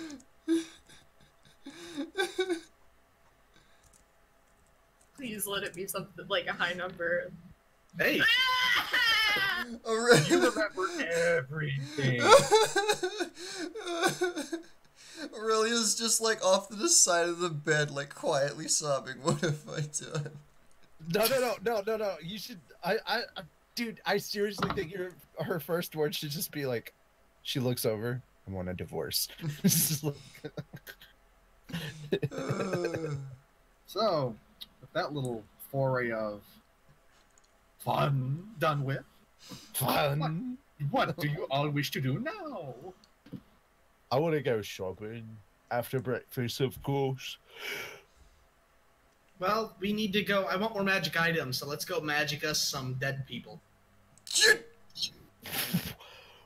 What? You said, Please tell me you said that to me in the room privately. Yes. Yes. Okay. Holy shit. the walls are very thick. Nobody hears you. You are super, super lucky on that one. Please tell me I am not next door to them. I was gonna pass off. I was gonna pass that off if anyone heard is like, oh, you're still drunk. Okay, let's go. But you don't hear it. The walls are very thick and very well made. Good. Aurelia's like Jinx. Aurelia turns to Jinx. Jinx, what did I say about talking about that in public or ever? Well, that if anyone hears me, that we need to make sure that they don't remember. Oh. That's where you come in, right? Correct. I'm glad you. You are right. I'm glad you remembered. Let's go. All right. That's as much as I'm getting out of this. If there are witnesses, we erase their memory, essentially. I can't do that yet, but I'm getting there. Apparently. All right, so where do you want to go? Do know that since none of you have really asked around regarding the layout, y'all know nothing about this town's layout except that the inn and the pub are here. Yeah. The wizard is in the weird zappy pad nearby. Okay. Where did he say the bad stuff was? I forgot. I'm back in the. Is it okay to say that at this point it's I'm back in the I'm back at the bar/restaurant area of the. Move your token, but yeah. Okay. Yeah. Please move. I'll move my token to the pub. So I'm in there just kind of having. I already did move my token. All right. So I'm in there eating breakfast. Is it just to retcon this? Can I say that I've already talked to him just to find out what shops would have like good weapons that I could look at, potions and stuff like that I might need, things like that. Is it okay to say that? I just don't want to like have to go through that in character and take up more of everybody's time. That's fine. Okay. Yep. Pretty much let you know that the majority of the shops are south from where the and to retcon things further, I share this information with Aurelia when she comes. Okay. Also, hey, Darkon? And Lief when he arrives, I tell Jinx nothing. Dick. My name is Richard. Also, Darkon, reset your health button. Yeah, but your hangover isn't that bad. It didn't prevent you from regaining health. I reset my health on the actual character sheet. Oh, there is one thing that is going to happen here. Fu is going to hand a mug of water to Aurelia because he's seen that look before. He knows what a hangover looks like from the outside. Hand that over, and he's like, "So, not all marital bliss last night, was it?" None of the like. Okay. I'm sure the divorce papers are ready. Yeah, Aurelia just snickers at that. And then Lief, as you walk in, because at this like he is well rested. He had a fight yesterday. His belly's full. Fu is feeling very hospitable. So as soon as Lief walks in, like no jokes about eating me or Fu moves a plate of bread and fruits right over to Lief. Oh my goodness. He's being cordial. This is a fucking rarity. All I've heard is how to eat my character, and I'm in a very good mood. Okay, my character's in a great mood. That's what I'm saying. So, all right. So Jinx sits down next to Fu and goes, "All right. So, where did that guy say the bad stuff was? The horny dude. I forget his name." You said it's in the town of Winfrey, north from Bexley, a day's travel by horse. I've got a mouthful of food that I'm using it as an excuse to not talk to Jinx. Okay, so she turns to Aurelia and/or Jinx. You guys know? And/or Jinx. Wait, she turns to Aurelia and/or. I mean, Lief, not Jinx. Jinx. Let's keep it like that. Jinx talks to herself. Jinx attempts to look at herself. Dexterity saving throw. You know what? Sure. I was kidding. I was kidding. Okay. Chat. I'm just curious. How much fun are you guys having with this so far? Because we're having a ball. Well, someone says I'm into the session, so. Yeah! Hello, me. Alright, so. Y'all done with your morning interactions? More or less, yes. So the information, DM, to quickly retcon, where would so Fu knows the smithing place, I guess, because he's looking at weapons. So Smithy is right here. What's the name of the shop? Name of the shop? Zighog's Smithy. Okay, and the name of the potion place. Winfrey's Potion. Okay, Winfrey's potion. Okay, that'll remember because Full Metal. Because That's not a reference. Don't read too into it. I'm using name association to. Okay. Yes. Okay, I'm not that clever. Please don't. Potion. Fu is. Fuck. Where would I find charcoal, incense, and herbs in this place? Probably at the potion place. Would you like to go with me there? Yeah. Most places that sell potions are also like magic places, or at least places that you would get items for magical use for. Yeah. So I'm actually going to read information so you all actually know what's in here. There is a smithy, there is a potions and whatnot place. There is also an occult shop as well. Ooh. And there is also a general store. There is a magic emporium, and then there is a jewelry. All right, so the jewelry place, is it just jewelry, or is it magically enhanced jewelry of any kind? Who knows? You may want to go in and check out. Okay, I've got my list of things that I'm gonna go check out. all right, so Jinx turns to the barkeep and goes, "Hey, where's magic stuff to buy? Need magic stuff." You'll find it south from the inn of the pub. Thank you. Okay, Fu is going to finish his food really quickly, and once he does, he's going to go to the smithies first because it's very close by. If Aurelia would like to come with him, he's going to also, after that, be heading to Winfrey's Potions, and then they can split off from there if you want to go to the other places, the other magical places. He'll head to the general store, and then finally he'll go to the jewelry shop to take a look around. Hopefully he will go into the jewelry shop when Jinx is not present. Jinx is already walking out the door to go to the magic place. I'm guessing Okay. Lief will go with her. Jinx did not invite you. She's like, "All right, got my thing. I'm off to go do stuff." Well, Lief's just like, I'll just go with her. I'll go babysit. No. That's right. Thank you. She needs a babysitter. So Lief goes out and follows her and catches up with her quite quickly because, 4 legs, and just picks her up and just puts her on his back and just, Jinx just goes, "This is the greatest day of my life." even though you. Oh, she doesn't remember that. All right, so is everyone pretty much set to where they're going? Yeah. Gotta go Okay, get some magics. I'm gonna take this in sections. Richie, I'm just gonna take Futon. God is guiding him. Swoley Jesus is guiding him. Let's go into Smithy. Broseph, Lord Broseph, right. Yeah, so inside, the air is hot. Understandable from the telltale metallic ringing of a hammer on anvil and molten steel. Inside, yeah. If you work at a fort, cold. Yeah.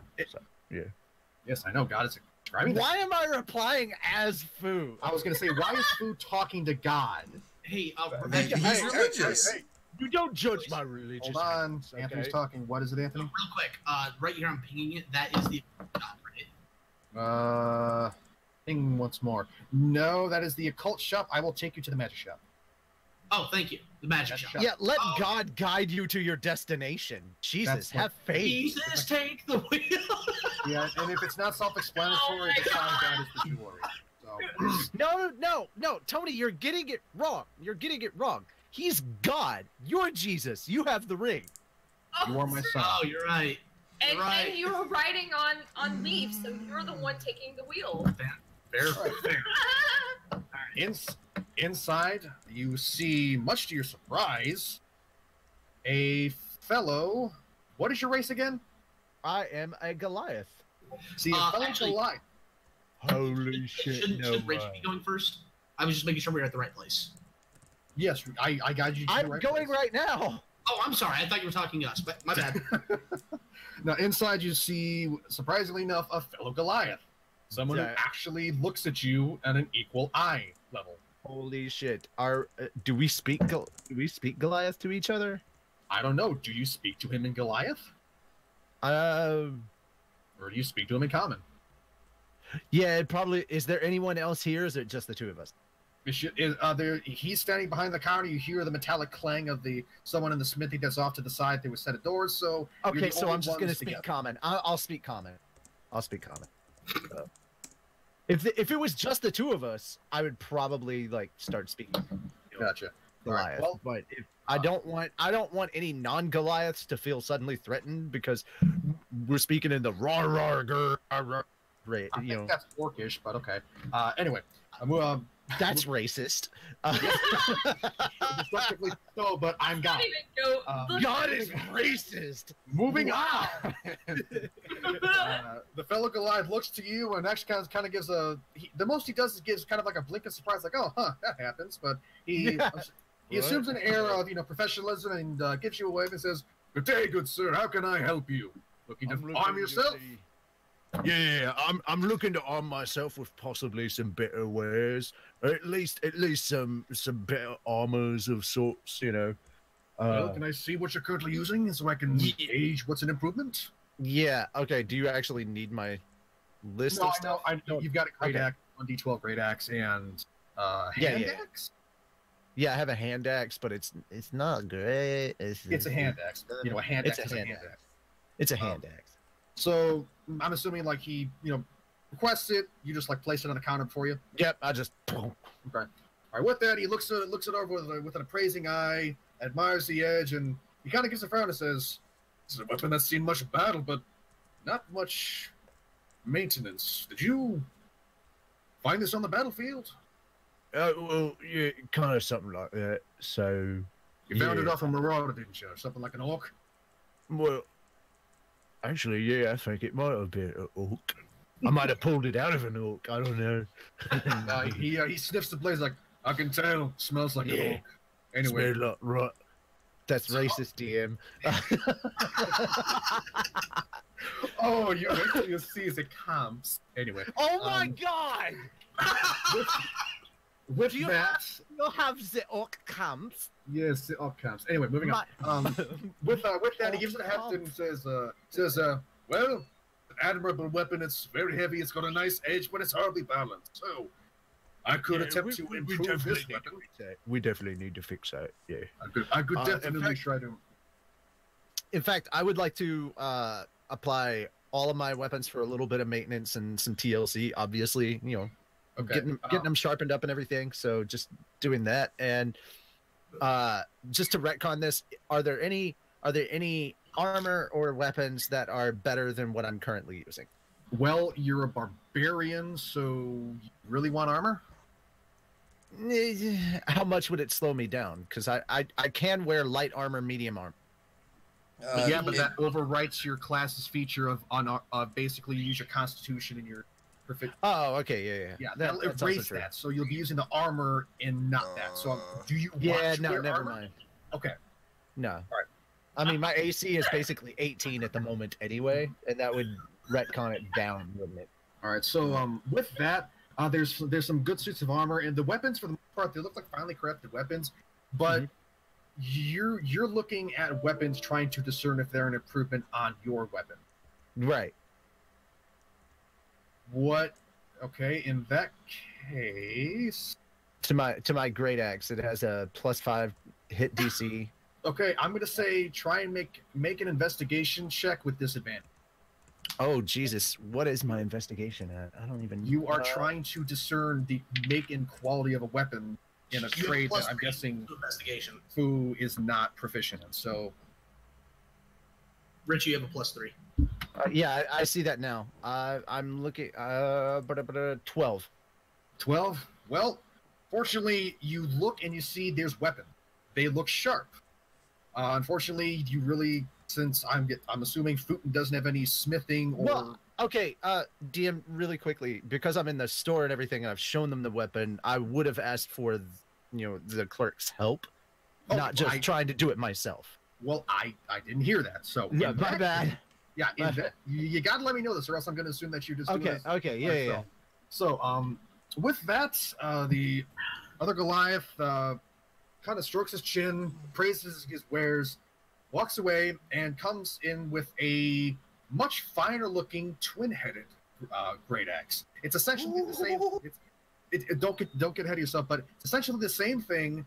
The blades look much finer, and adorned in the center of the blades, where the hilt meets the metal, there is a brilliant ruby. It seems to dance with an unearthly fire. He walks in front of you and says, "This, definitely one of my finer products.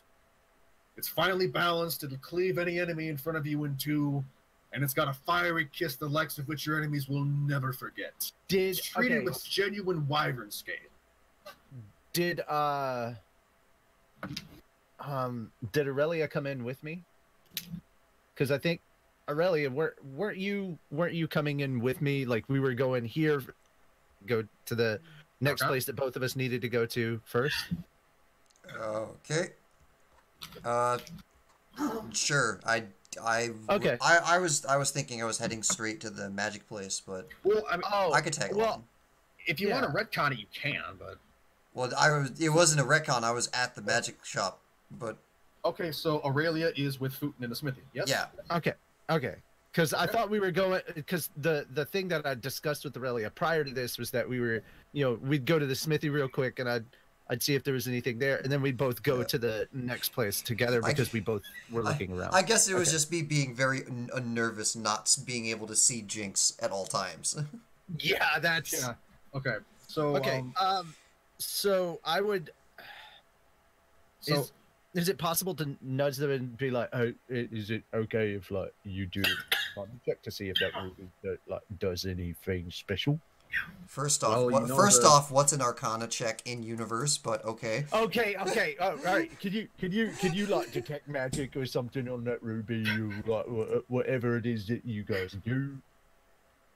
And I before anybody jumps down my throat, I'm using guys and dude in the same gender neutral terms, so don't give me none of that. Okay, Darkon, does Aurelia want to make an Arcana check with the ruby? Sure. I'd like to see how that goes first. Is it okay if before to make sure that this doesn't upset anybody?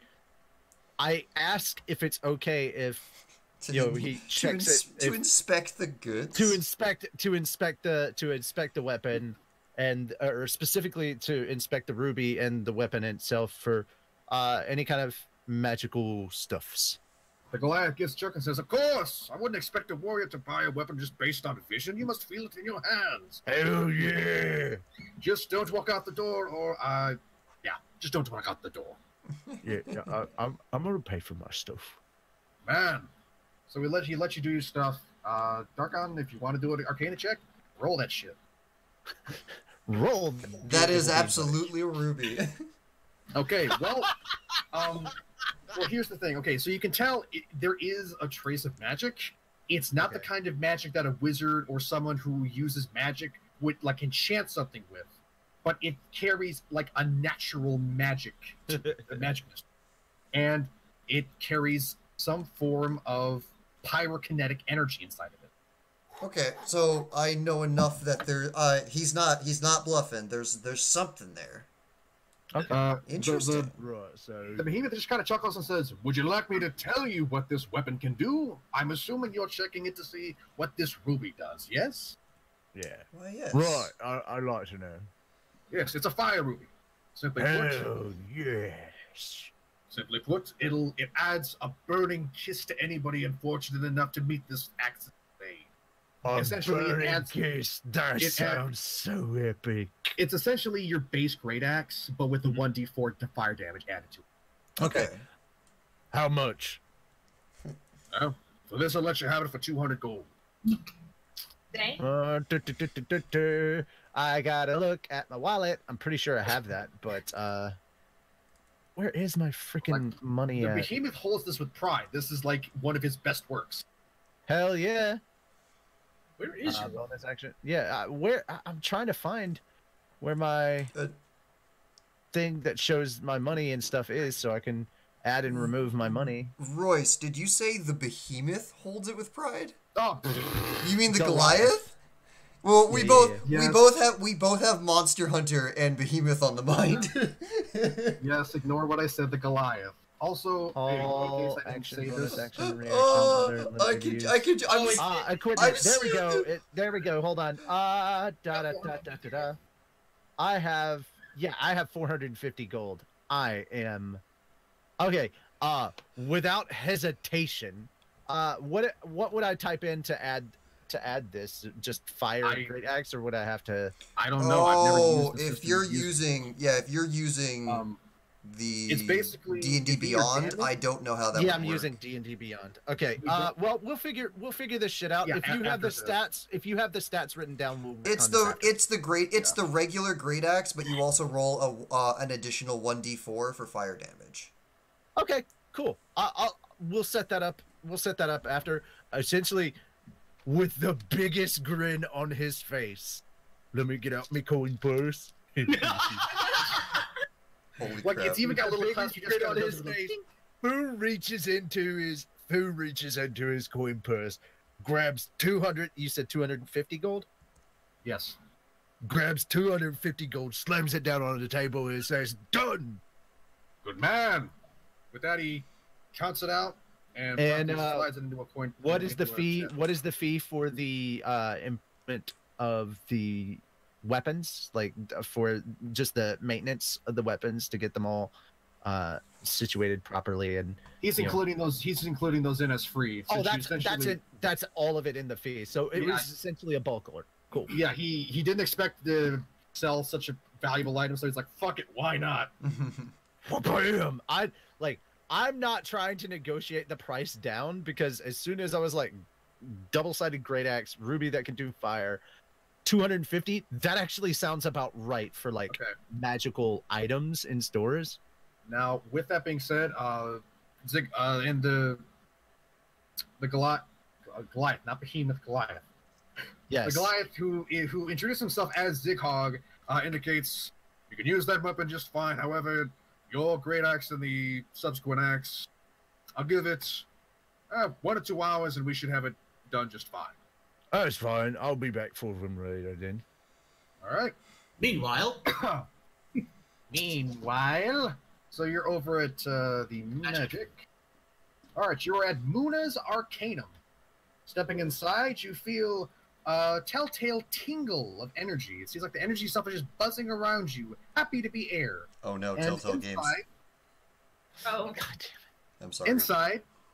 Inside, you see an elf woman.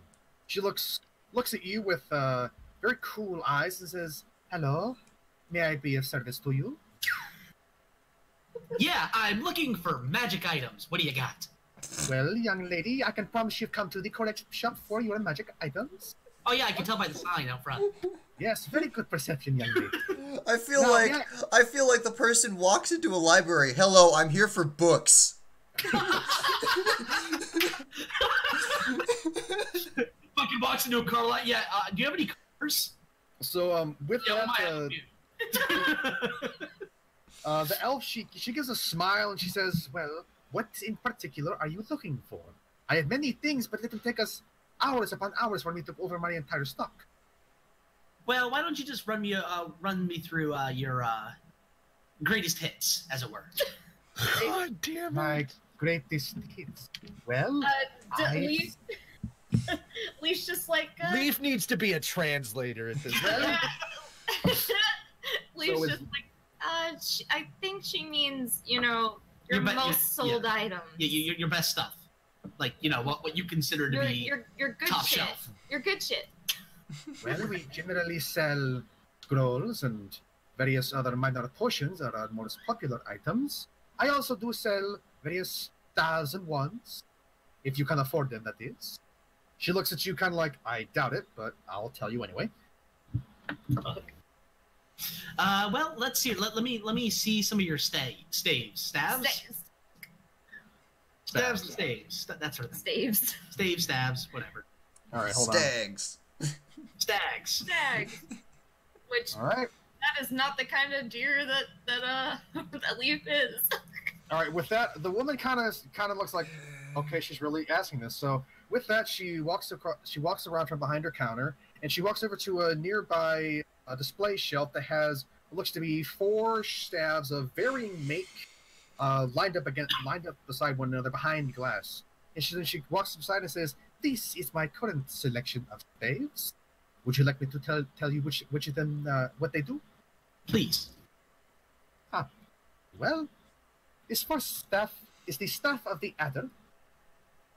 The staff that not the adder, the staff of the python.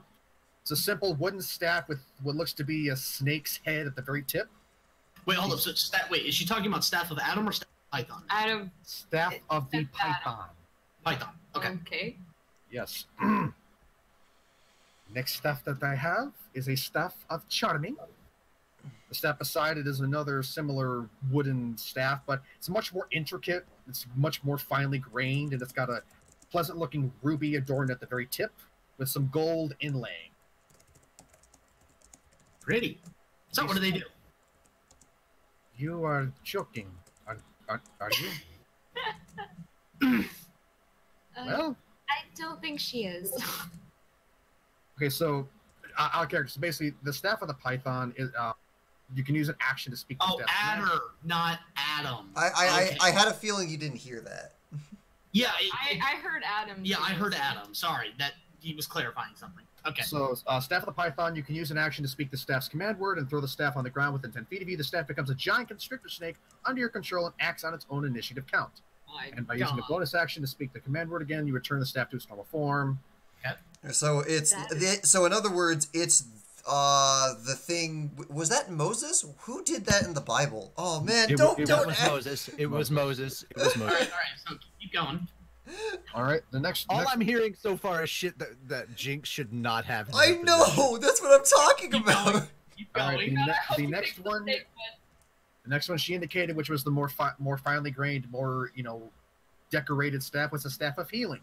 The staff has 10 charges. While holding it, you can use an action to expend one or more of its charges to cast one of the following spells from it using your spell save DC and spellcasting ability modifier: Cure Wounds, Lesser Restoration, or Mass Cure. The staff regains 1d6 charges plus 4 daily at dawn, and if you extend the last charge, roll a d20 on a 1. The staff vanishes in a flash of light, lost forever. So don't overuse it if you get that. Yeah. All right. So you said there was 4 staffs or 2 staffs? 4 staffs. Okay, 4. All right, cool. Keep going. And the third one is a staff of charming. This the staff is completely black, as if made almost like out of rock, but it has a very alluring, almost magnetic sparkle to it. It seems like the stars themselves sparkle within this staff with how the light glints off it.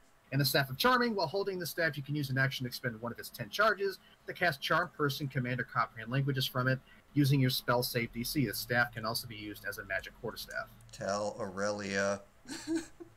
Yep. All right, keep going.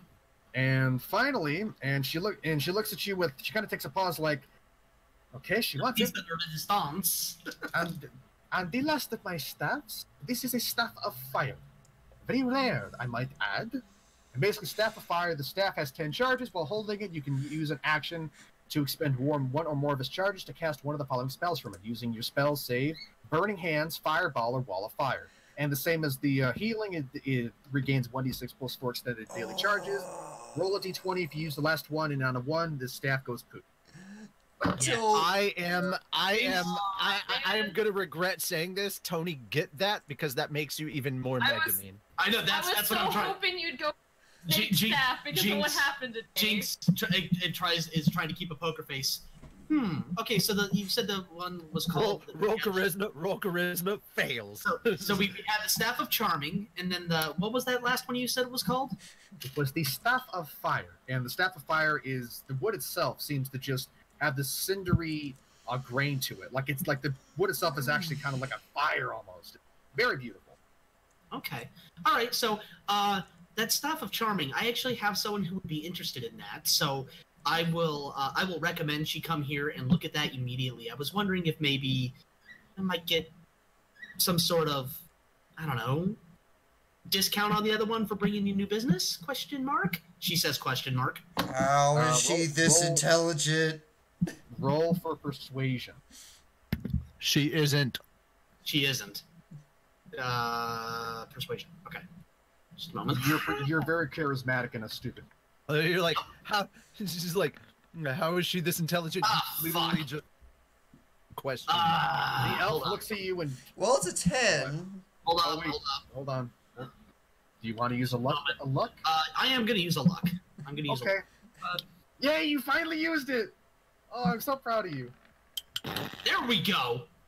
Damn. I was really hoping it was lower. With Yeah, that, a 1. The elf looks to you, and she has a somewhat doubtful expression on her face, and she says, "I will debate giving you a discount if this so-called friend actually arrives. You must understand, if I believed any individual who said, 'Oh, I'll bring you my friend who will bring you business if you'll give me a discount,' I will be more than happy to do business with you once your friend comes and does show interest." Jinx turns to Lief. Lief, I need you to go get teacher. Gosh. What's really funny, what would be hilarious is Lief comes back with food. He's like, "What do you want? What? Oh my god." Lief, I need you to go get teacher. Leaves just like, I Go, don't... fly. I mean, run. Whatever it is you do. Okay, so... Oh my god. Leaves hesitant to leave her here by herself. Well, does Lief go or does Lief not, though? That is your choice. Does Lief even know where we are at the moment? No. Well, no, because he overheard what you guys, like... Yeah, but he doesn't know where it is. Fair, but, I mean, you can probably I go will say find that it. is true. You step Yeah, out, but you step out, you take a left. Lief is a deertaur, not freaking part Yeah, wolf. but how does he know that, Sense like... of smell is not that great. Fair enough. Okay, So anyway, so Jinx turns to the... And Fu took a bath last night. He's not that smelly. So Jinx turns to the lady and goes, "All right, so what's the price with the discount and without the discount for the fire staff?" You wish to buy the fire staff? I love the little chuckle in your voice. I'm sorry? If you wish to buy the staff of fire, it will cost you 1,000 golden coin. And that is with the discount. If you do not bring your friend... Yeah, you're asking to have fireball on an item. Without your friend, it is 1,250 golden coin. Yeah, I'm not. Fu can't give you a loan, bro.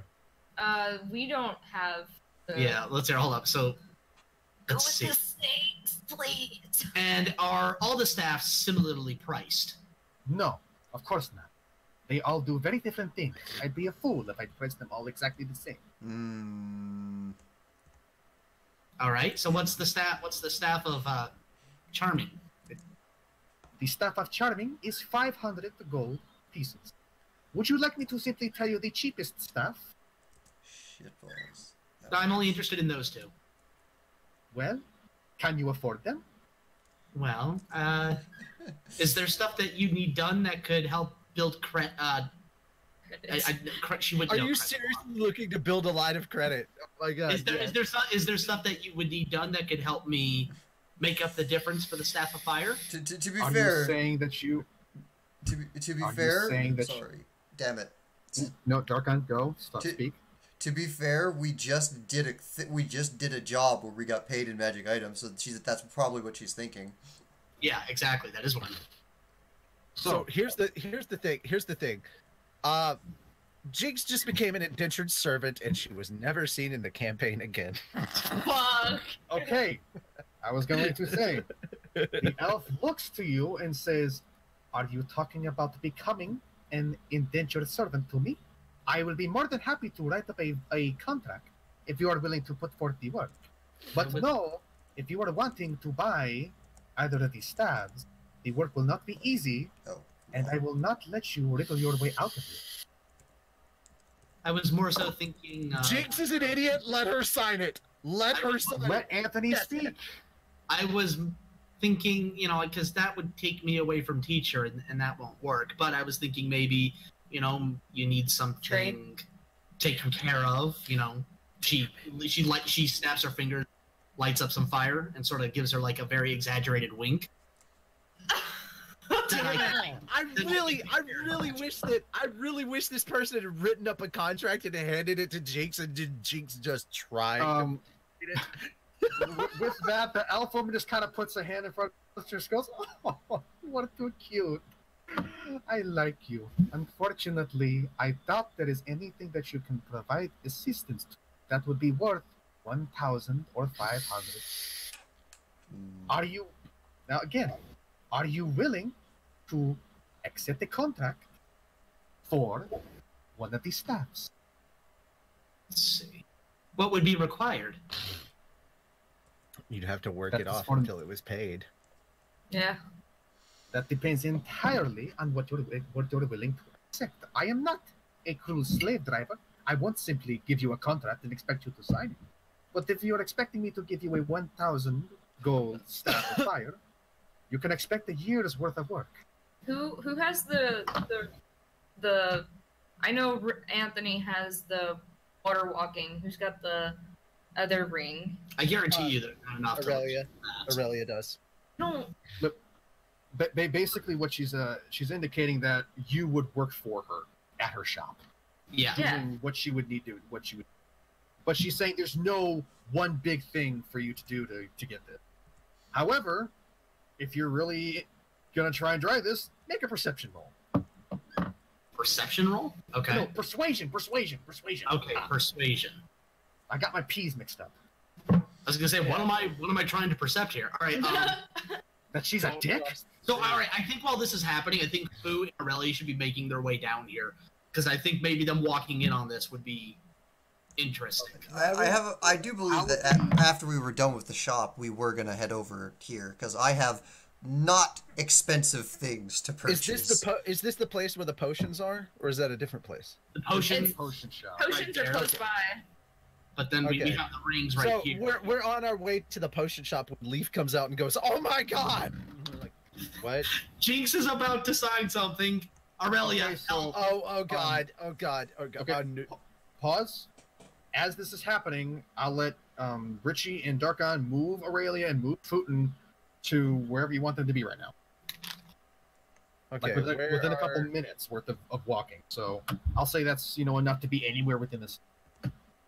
I'm following Aurelia because I basically got most of what I. So. Okay. Aurelia and I are. We're walking along. So is it safe to say that we're probably right about here or whatever, and like? I'll say that you're about to enter the shop. Yeah. All right, so Lief. Is it the ring shop? Is that like the one we were originally headed to? The thing that Aurelia is particularly looking for is a location that would sell like charcoal and herbs. Where would that be? That would likely be the potion shop. Okay. Oh, okay. Yeah. Is this the potion shop right here that we're next to? You mean the shop that's got a picture of a potion bottle on it? It looks like a. Okay. It looks like a tea kettle. Looks like a tea kettle. Yeah. Imagine it's a potion bottle. Okay, so we're close to getting in here, and is that the time that we end up running into Lief? Yeah. Haley, would Lief have gotten out and started going looking for them? That's because it's been a little bit of time since Jinx basically said shoo, go fly, go run or whatever. Fly. I mean, it's no stress, Haley. Yes or no? I mean, I guess so. I mean, like it's just like, should I leave this alone? Well, I mean, if you don't roll for it. And the thing of it is that Lief can stop her. Okay, then like. Well, I would say roll for it. 11 and higher, you stay because that is your better judgment at this moment, and 10 and below, you go get us because that's kind of going against your better judgment. Does that seem like a more fair way to decide? I mean, I guess so. I'm a very indecisive person. So. That's why we have D20. Let RNGesus be your decider. The only force greater than God. Decide for. All right. Well, here we go. I guess I'm staying then. Yep. Okay. So we're going in the shop for the potions. Okay. Wait, does this mean the ring shop as well? Because it looks like they're connected. Yeah, they're connected. There's like a partisan, like a curtain along either side that you can kind of push aside. Safe to say that we've gone inside the potions thing. Yeah. However, I want to wrap up Anthony's thing before. No, that's fine. I'm just trying to place my token inside the potion shop. Jinx thinks on it, and she goes, I'll get back to you on this, and then walks over to the ring store. Very well. Genuinely surprised. And follows her because he's like, I'm surprised you... No, right now Jinx is trying to figure out a way for her to obtain it without having to really do much. Yeah, the elf woman gives a wave, and she gives it a genuinely, I mean, you know what? Round of applause because Jinx didn't think light the place on fire and take it. So, well, I mean, she may come to that conclusion. Oh God. So, if you do that, oh my God, Futon is disavowing any knowledge of you. Okay, so as you step into the other half of the kind of conjoined shops, you immediately find, enclosed glass cases and displays showing fine jewelry, very nice jewelry, as a matter of fact. And standing behind this counter, in an odd kind of shift from the drow elf that you saw in the other one, you see a wood elf here in this shop. She looks at you and says, "Hello, how can I help you? My name is Luna." Rings, magic rings. You have them? I have some magic rings, yes. Can you show me? What do they do? Certainly. Please step to the counter. DM, quick question about Quick the answer. building that they're in. Are there windows in the back? No. Okay, I was gonna say, can they actually see us going into the potion shop? But if they can't, then never mind. Still at this moment that you guys are already in it. Okay, well now Aurelia's in it. I was gonna be like, Aurelia? With that, the wood elf, who's adorned in a very nice gown with some truly tasteful jewelry, leans down towards the counter, and she gestures you to a very ornate circular display that has 3 rings on it. These are my current stock of magical rings. My sister was nice enough to enchant them for me. Okay, so... Wait, your sister, as in the girl next door? Yes, my sister Mona. Dude, I don't even want to know how your tree works out. My family adopted her, so technically not blood sister, but we're still sister. Okay, Key, I was gonna say, you seem a lot more pleasant. I know, she can be kind of a bitch. Oh, damn. I like you. From the other hand, you can just... I heard that. I was gonna say like soundproof curtain. No, there's nothing magical about that. But no, Luna she has a much more warm demeanor. She has a professional stature, but she's a much more kind of casual, like, "Hello, come in." So with that, she gestures over to the circular display of rings, and there are indeed 3 rings. Here are my 3 magical rings. This first ring you can see that has the nice, lovely emerald, goes wonderful with the dress, is the ring of jumping. And ring of jumping, while wearing this ring, you can cast a jump spell from it as a bonus action at will that can target only yourself when you do so. And that triples your jump height. Okay. This next ring, with a stunning sapphire, is a ring of mind shielding. With this mind shielding, while wearing this, it allows other creatures to read your thoughts, determine whether you are aligned, know your alignment, creature type. Creatures can telepathically communicate with you only if you allow it. You can use an action to cause the ring to become invisible until you choose another action to make it visible, until you remove the ring or until you die. You die while wearing the ring, your soul enters it, unless it already houses a soul. You can remain in the ring or depart for the afterlife. Okay. All right. And lastly, we have a ring of warmth. This is a lovely tourmaline, goes stunning with a good summer dress. And the ring of warmth, essentially, while wearing this ring, you have resistance to cold damage. In addition, you and everything you wear and carry are unharmed by temperatures as low as 50 degrees Fahrenheit. Damn. Okay. All right. Well, out of curiosity, You cut out what? how much is the ring of jumping? The ring of jumping? I can let you have the ring of jumping for, let's say, 150 golden coins. Jeez.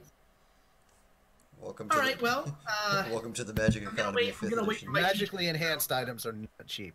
Yeah. I'm gonna wait for my teacher, and she just goes and just chills outside. But especially in 5th edition, where the entire concept of magic shops is like optional in the first place. Yeah, they really are, especially. The wood elf looks over Lief and says, "Can I help you?" Lief is actually interested in the last ring. Warmth. Yeah. The ring of... I think that was the ring of warmth. Ring of warmth. Certainly. That ring is 100 golden pieces. Yeah. Leaf's just like, Give you 80. Does she want to try and haggle? You no. can haggle. Don't think you can't. I mean, I could try, but I doubt It's only if you want to. You don't. You're not forced. But yeah, always know that you have the option of haggling. It won't always work, but there is always an option. That would be like persuasion, wouldn't it? Yes, you're persuading them to lower their price. What are you trying to have? I don't want to. I don't.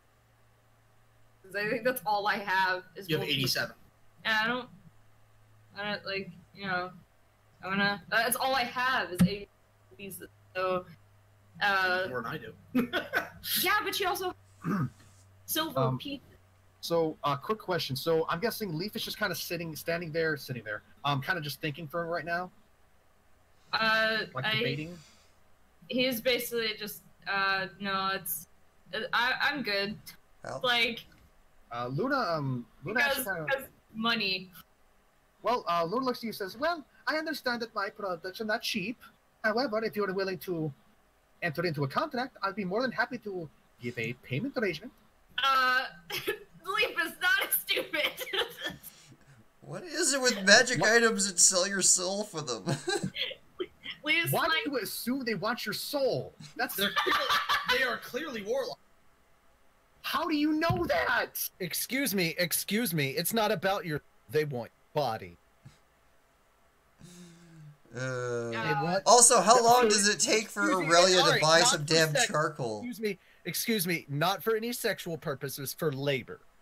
They want your body for labor. So, clarify. Lief looks at her and he's just like, I know what kind of sick bastards we have in our audience. no thanks. And he walks out to join Jinx. How long does it take? How long does it take to buy some jammed charcoal and incense? Well, I'm sorry. I was focusing on Anthony and Haley's interaction. Yeah. God. I was hoping to get to them before their interaction was finished because Aurelia's just walking in and getting 10 gold pieces worth of charcoal, incense, and a few other assorted things for a spell. And then that was it. I'm in to get some potion.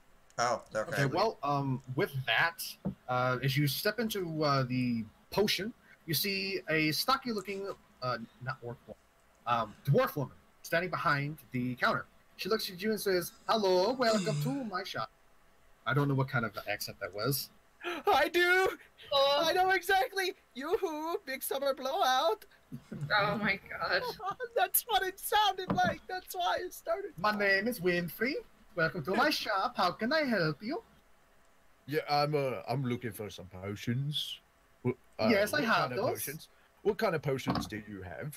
So, well, with this, I have healing potions, potions of various cures, a couple poisons if you wish to kill someone.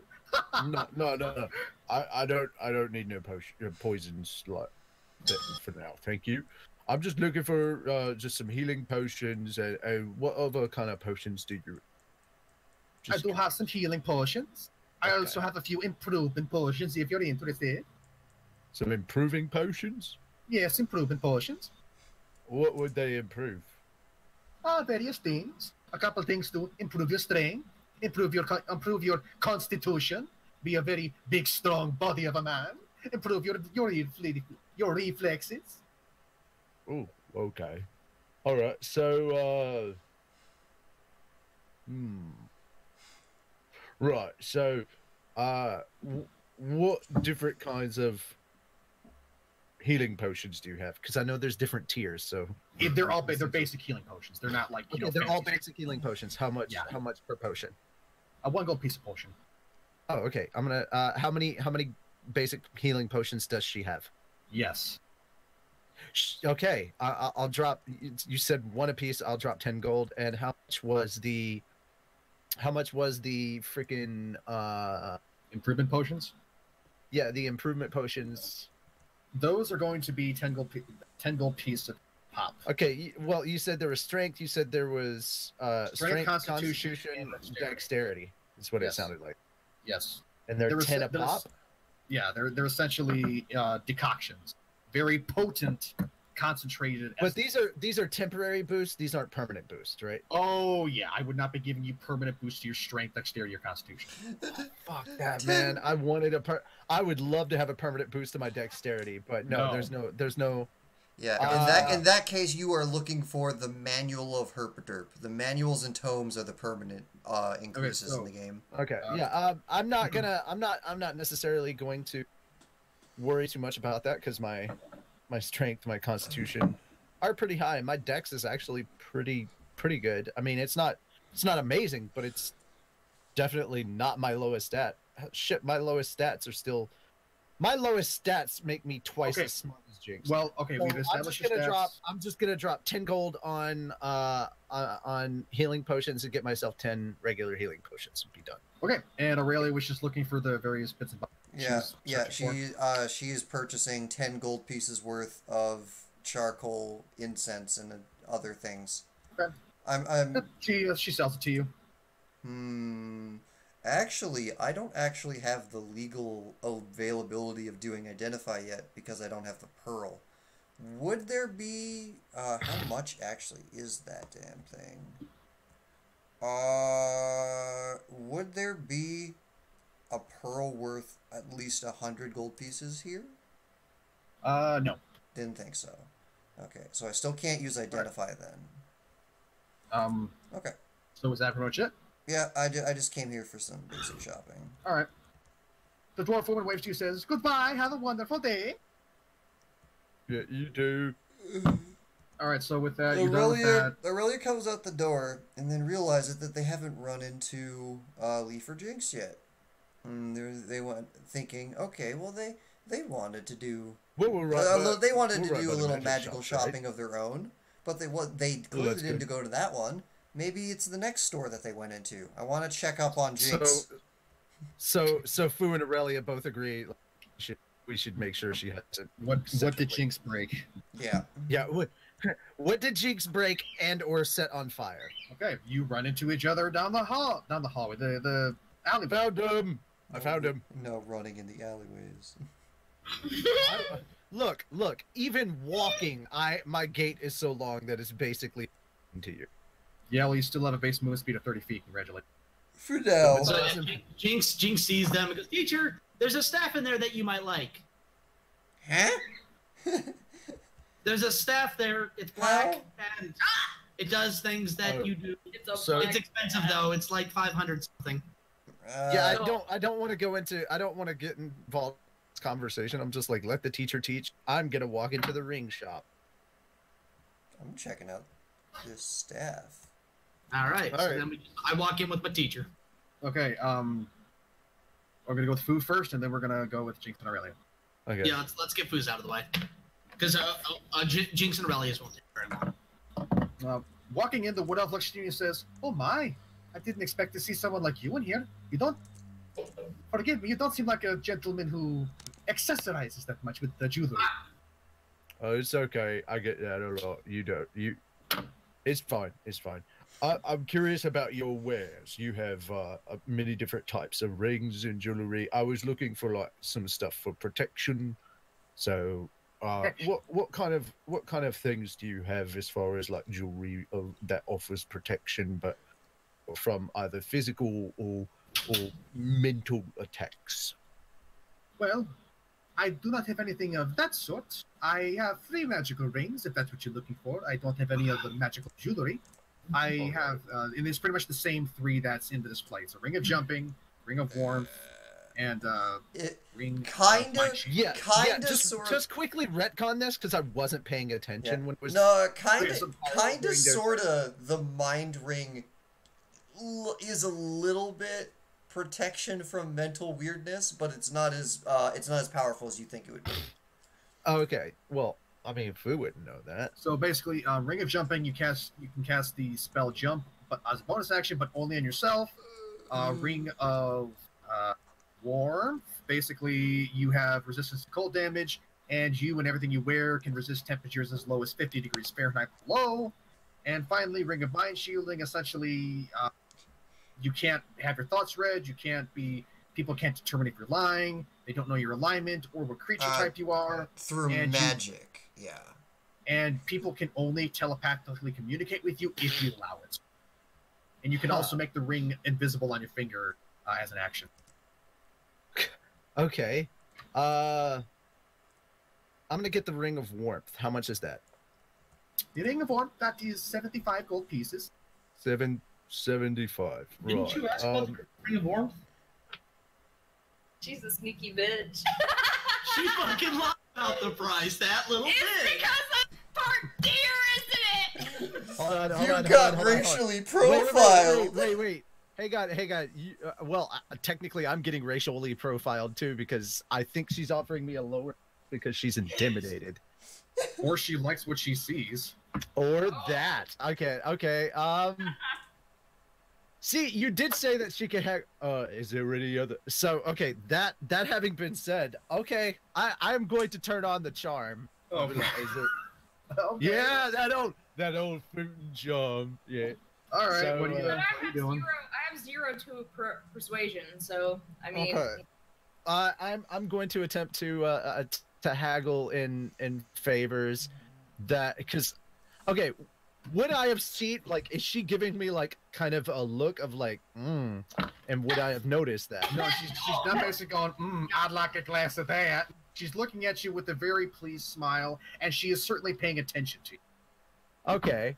Would I have to roll, would I have to roll, like, a perception check to know that she's, like, kind of eyeing me up and down, but not in, like, a... He's not gonna make trouble kind of way, but I like what I see kind of way.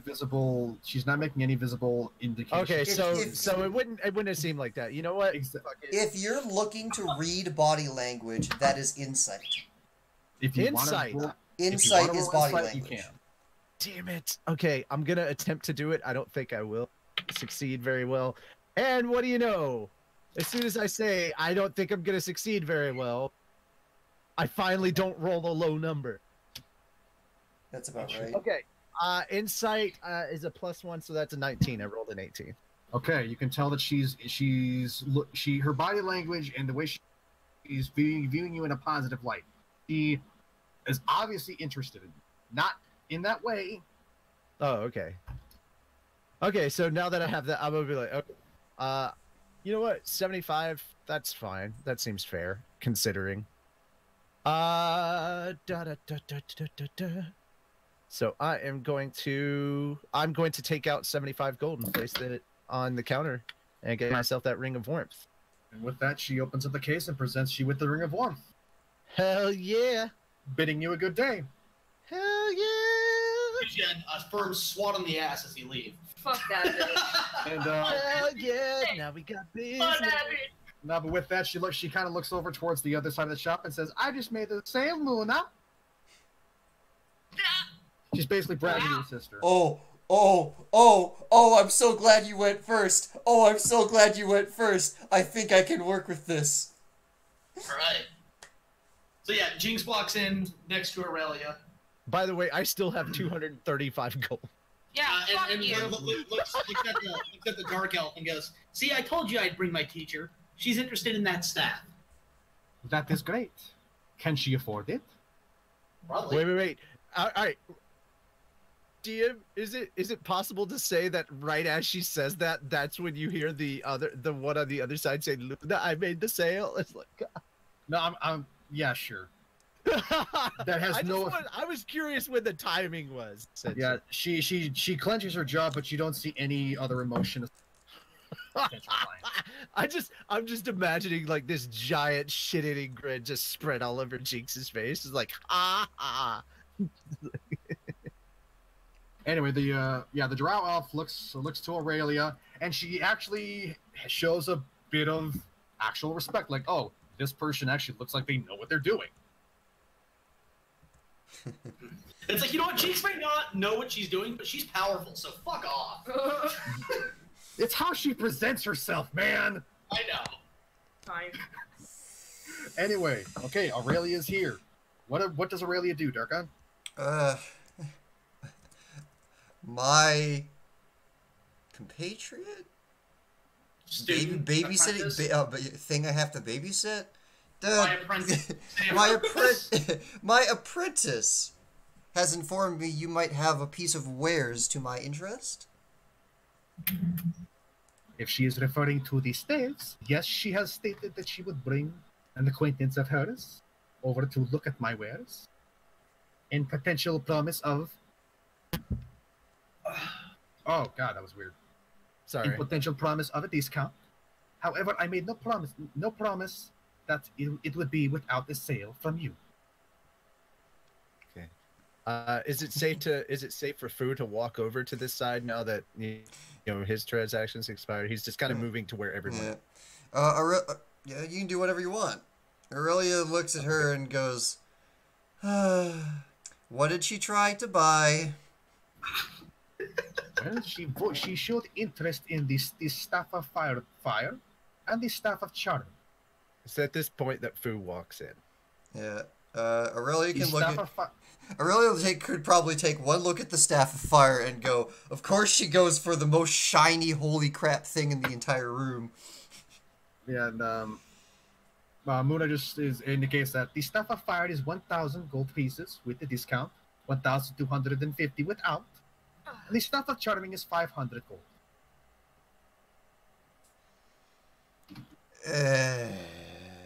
Yeah.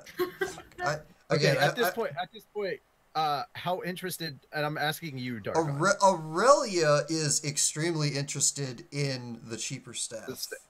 The cheaper staff. Okay. Yeah. The staff charming. But even with everything that I have pooled, I don't reach anywhere close to 500. Nor would I know how to appropriately haggle it.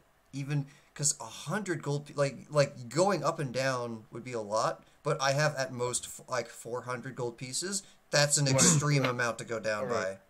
Wait, hold on. You said the staff of charming. What does the staff of charming do? I'm sorry. I'm not familiar with staves. I don't usually work very much with staves. So could you try to explain it to me, please? Talking to the shopkeeper. I'm trying to be courteous.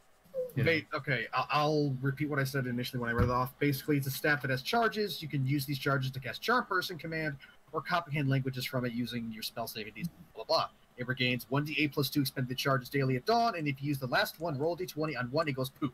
Or no, it becomes a non-magical staff. Mm-hmm. And if somebody tries to charm you while you are attuned to the staff, the charm goes, no you, and then it reverses the whole spell.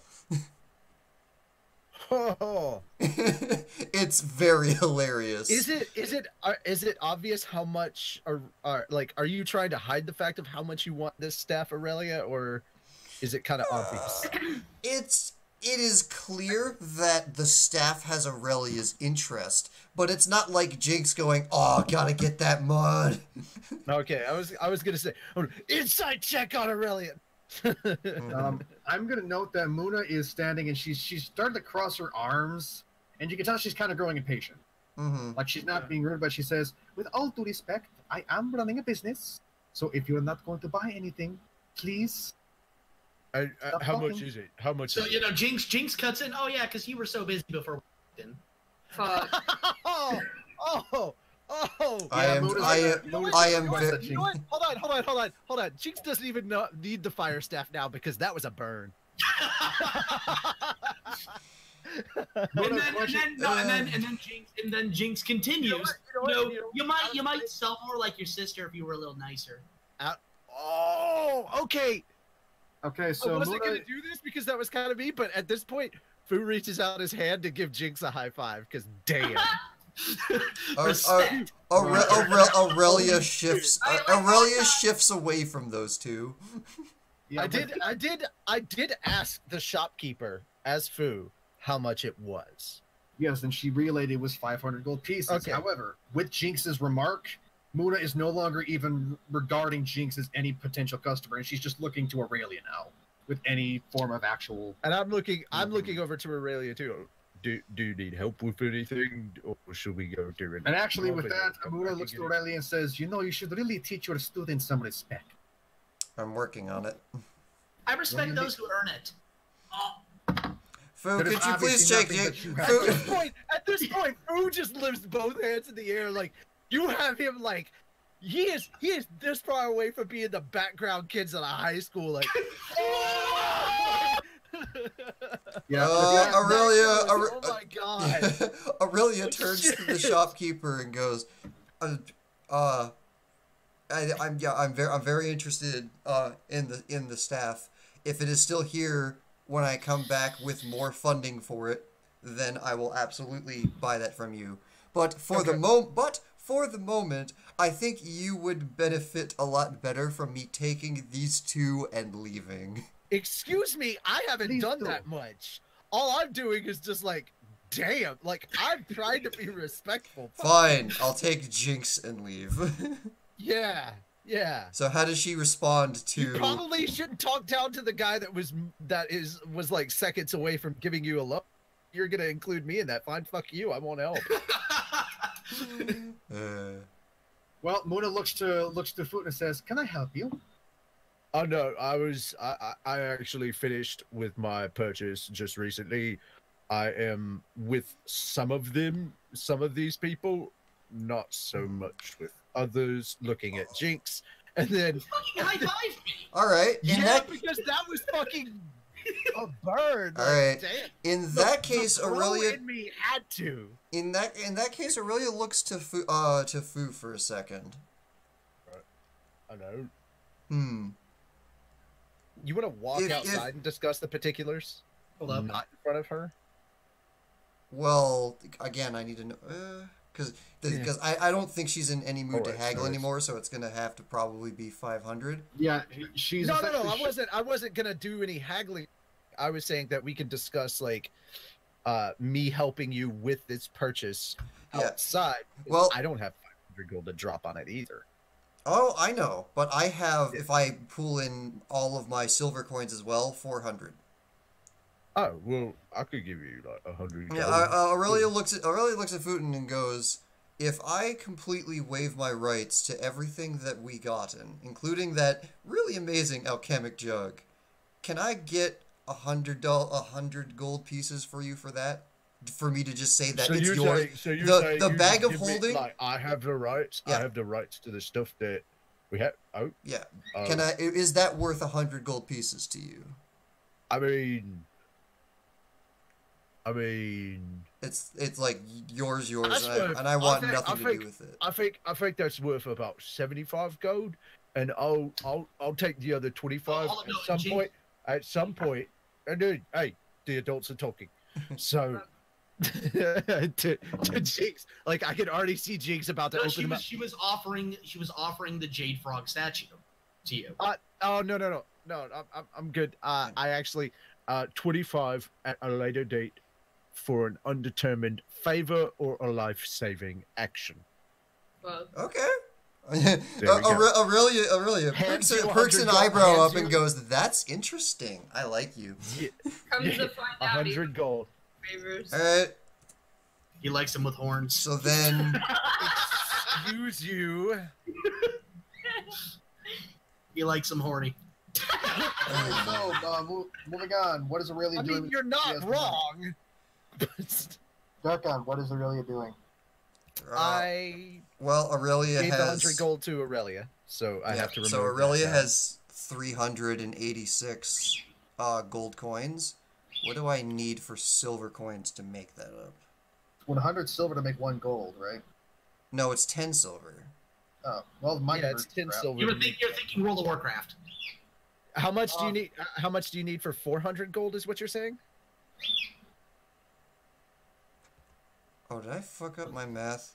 10 silver. Okay, no, gold. Never mind this whole scenario because I fucked up my math. I have just less than 300 gold pieces, and the silver pieces, I only have 300 gold worth in my entire coin purse. Yeah, never mind. There's no way in hell that I can find a way to make this work. I mean, there. I could give you 200, but that's pushing it. That's why I was saying I just say we come back later. For the interest of time, let's make a decision now. The current decision is that I can't math this at the moment. So I will help you. All right. If you can get up to 400 gold, we will keep the same deal. Just we'll do it later. Okay. At a later date. We'll be by later after a little bit more work, and we will purchase the staff of. I look forward to that day. And Aurelia starts pulling Jinx almost like by the ear. You could ask your sister over there that I am a customer that does pay a fair price. I'll be back for that staff later, me lady. Oh my god. You're lucky I don't ban you from my shop. You're welcome to try. Oh. What does that even mean? Oh, it's at this point. It's at this point where Food turns around and goes, "Could you ban her?"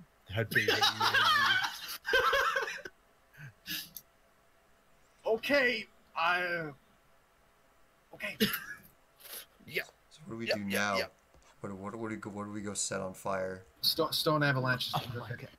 Let's so now it's time. Now it's time to do. Does anybody else have anything else that they need to purchase, or should we actually investigate? I say we go forward. Let's start heading north. Because we're approaching that 3-hour mark. We're approaching that 3-hour mark. Guys, hold on. I gotta cover Puff up. Because I know I used a whole lot. You have 20 arrows.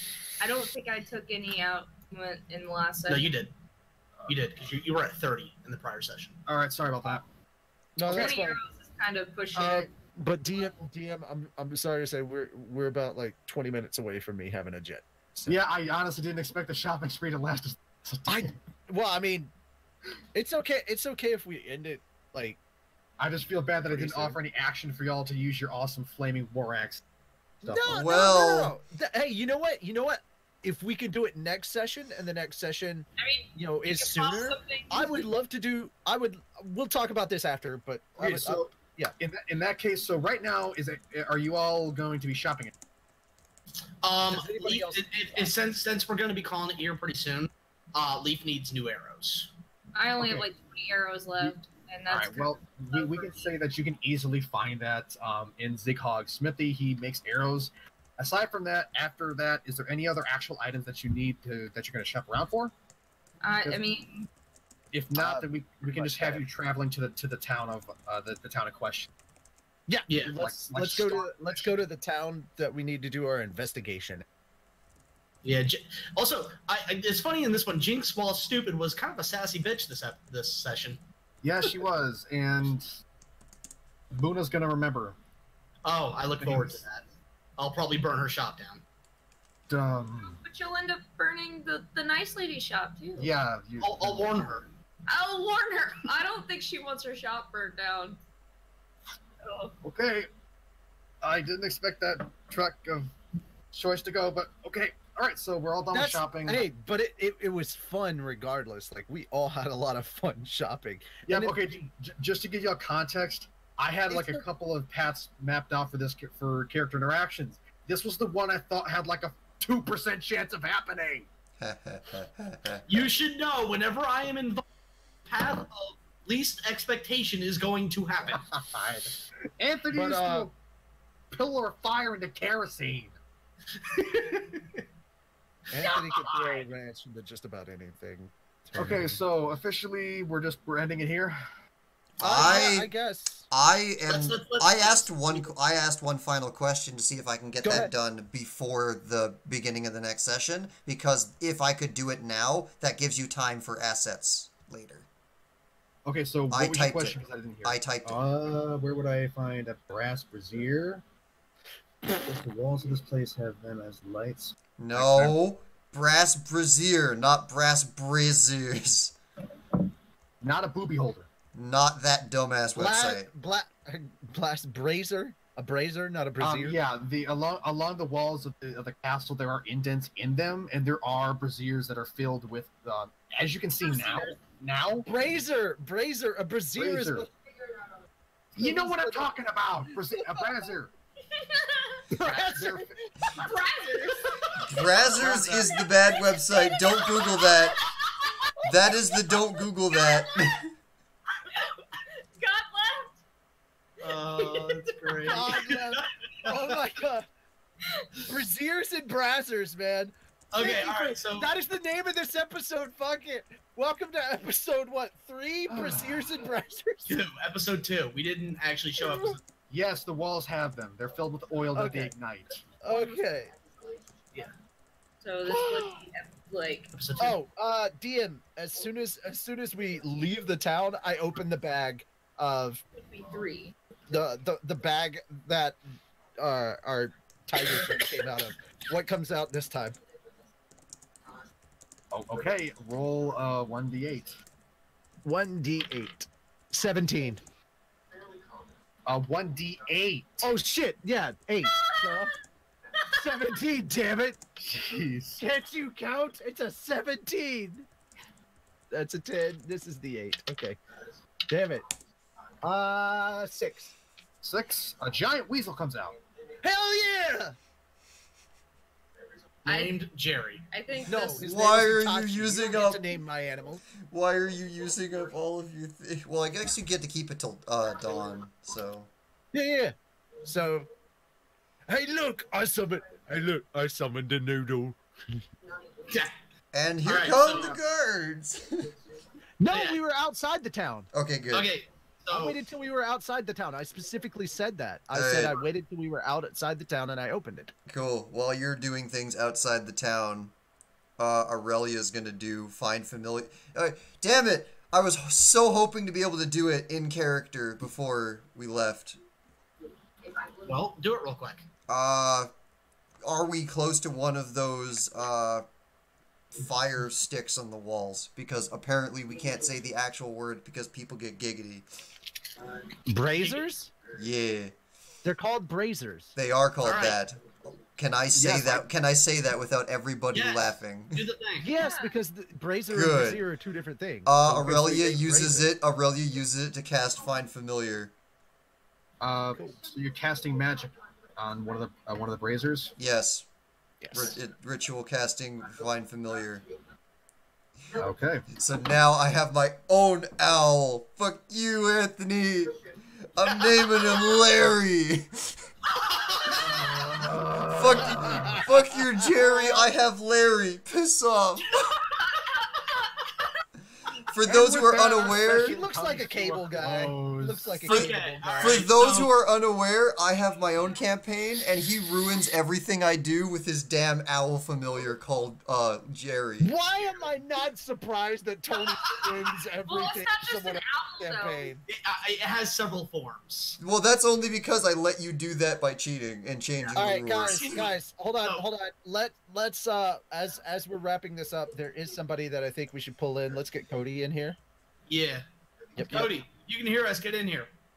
It'll be a few. It'll Follow be the a few sound of our seconds. voices. I summon from the depths of the abyss. Cody the Rock Johnson. Cody. Richie, I didn't know you were an earthbender. There he is. The boulder is ready. Yes. All right, and a Cody appears. There I he have. appears. Yes. So, real quick, I want to thank our chat moderator, Legend by Design, aka Cody, the voice of Sojiro, best Cody Cody. Dave. No, Cody Dave. I'm the best boy. And excuse you.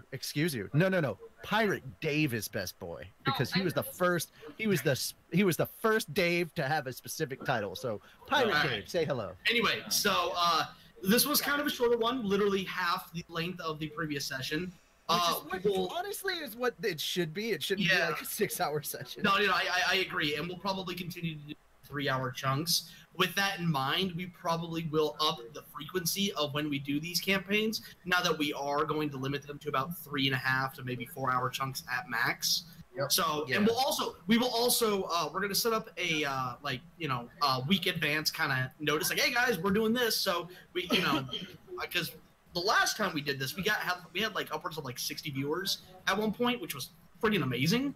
Yeah. This time I think we capped out at maybe 22.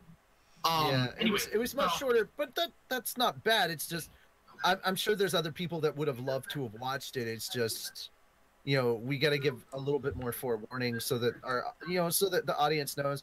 And I think it, you know, we're still going to keep going even if one or two people can't make it. But yeah, we'll give you guys a heads up if we have to postpone it because of any issues and stuff like that. So yeah. So keep an eye out for keep an eye on our Twitter. Cody, could you actually link our Twitter? Yeah, please. Oh, I sure can. Keep an eye out on our Twitter. That's where you guys can get regular updates, as well as if you are a patron, we have a Patreon, a patron exclusive Discord, and we are in there every day, literally every day. That's the best place to get updates, you know, live. Whereas Twitter, it's sort of like the filtered version of the updates, where Discord is like, fuck you, we're doing this.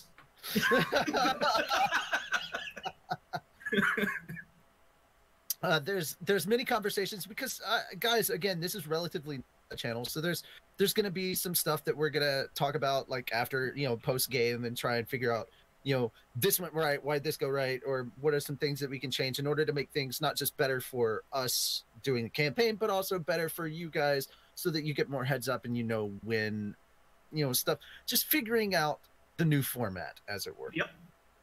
Which actually, you know, this we haven't really announced this yet, but I figure, you know, for those of you who are gonna see this and whatnot, but keep an eye out on our channel. We're gonna be uploading a video here sometime here between now and the next 2 weeks. Mm-hmm. Has to do with episode 5 of Log Horizon. I think you guys are really That's gonna be awesome. You guys are gonna like it. It's nice. But we're not going to tell you what it is yet, but when the video uploads, I think you guys are going to have a blast. It's essentially one of the 3 scripts that I have to write next week. Yep. So, anyway, thank you for joining us for the 2nd episode of D&PD, Dungeons and PhatDogs. Again, before anything, big hand for our DM for doing such a fun campaign today. This is his first campaign. So Royce, I really do appreciate it, and don't feel too bad that we weren't able to get to like some of the other stuff. Like, it's cool that you let us just kind of explore and have fun and just play around and get to, because this is it's always good to have, like, you know, we have our little action episodes and then we have our character building episodes, and I like this because it was a good character building episode, and it kind of gives a little bit of a break from all of the action that we had last time. I mean, I've seen episodes of Critical Role where it was the majority of it was them running around being goofy and shopping, and that can still be a lot of fun. And it leaves. And you played it really well, sir. Yeah. And it leaves the action for when we have the full group, anyways. It's good. Yeah, that too. And you know, I hate it, but it also works as a really good writing device. It leaves us on that cliffhanger of, oh shit, now they're gonna get to it. What's gonna happen next? You know, so we're starting right off the next session immediately with the action. Yeah, so that's kind of a good way to do it.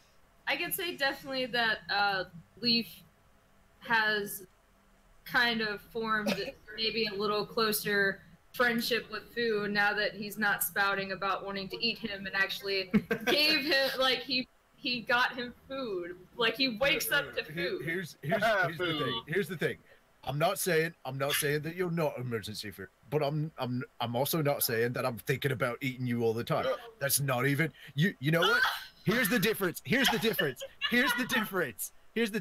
Last time I actually saw you in action and you actually did things that were helpful. So I'm like, yeah, you know, you did a good job. Here's your stuff. You did a good. You did a good. Let's keep you around, friend. I did a good in the first when he was introduced, and like you're like, when you first were introduced, you jumped out of the forest like a happy oh my god, what's the way to say it, like you were like trees and pretty, and I'm like, I don't trust this. It's whatever.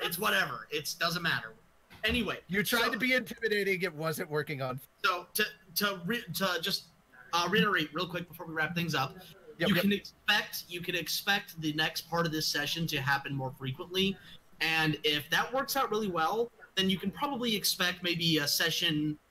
Maybe if we can, we'll figure out the frequency. If the schedules allow, maybe twice a month for these things. Now, again, this is a big learning experience for literally all of us. We've never Well, okay, I know we've been a part of D&D streams, but we've never done the streams ourselves. So it's We're still new. kind of virgins. Yeah, it's sort of the Wild West right now, figuring out what it is we can do, what it is and what we can get away with.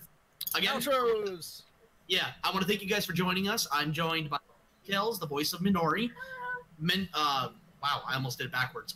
Richie Roberts, like Zoinks Gaming's the voice of Menusama. Hey, yeah, I'm Richie, unprofessional shitbag, and I am coming to you live from my roommate's spare bedroom.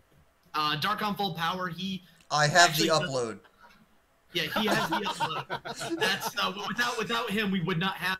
So essentially, DarkonFullPower does indeed have the power. Yep. Obviously, you have me, Fat2092. You guys know what I'm all about. And then we have our illustrious DM, God, Royce. Yay! I'm God! I will drop meteor on all of... Where was Sephiroth? I put these away for a reason. Thanks for joining us. See you guys next time. All sorts of cool Fat Dog content coming soon. Why am I attracted to the hooves of a Minotaur? That.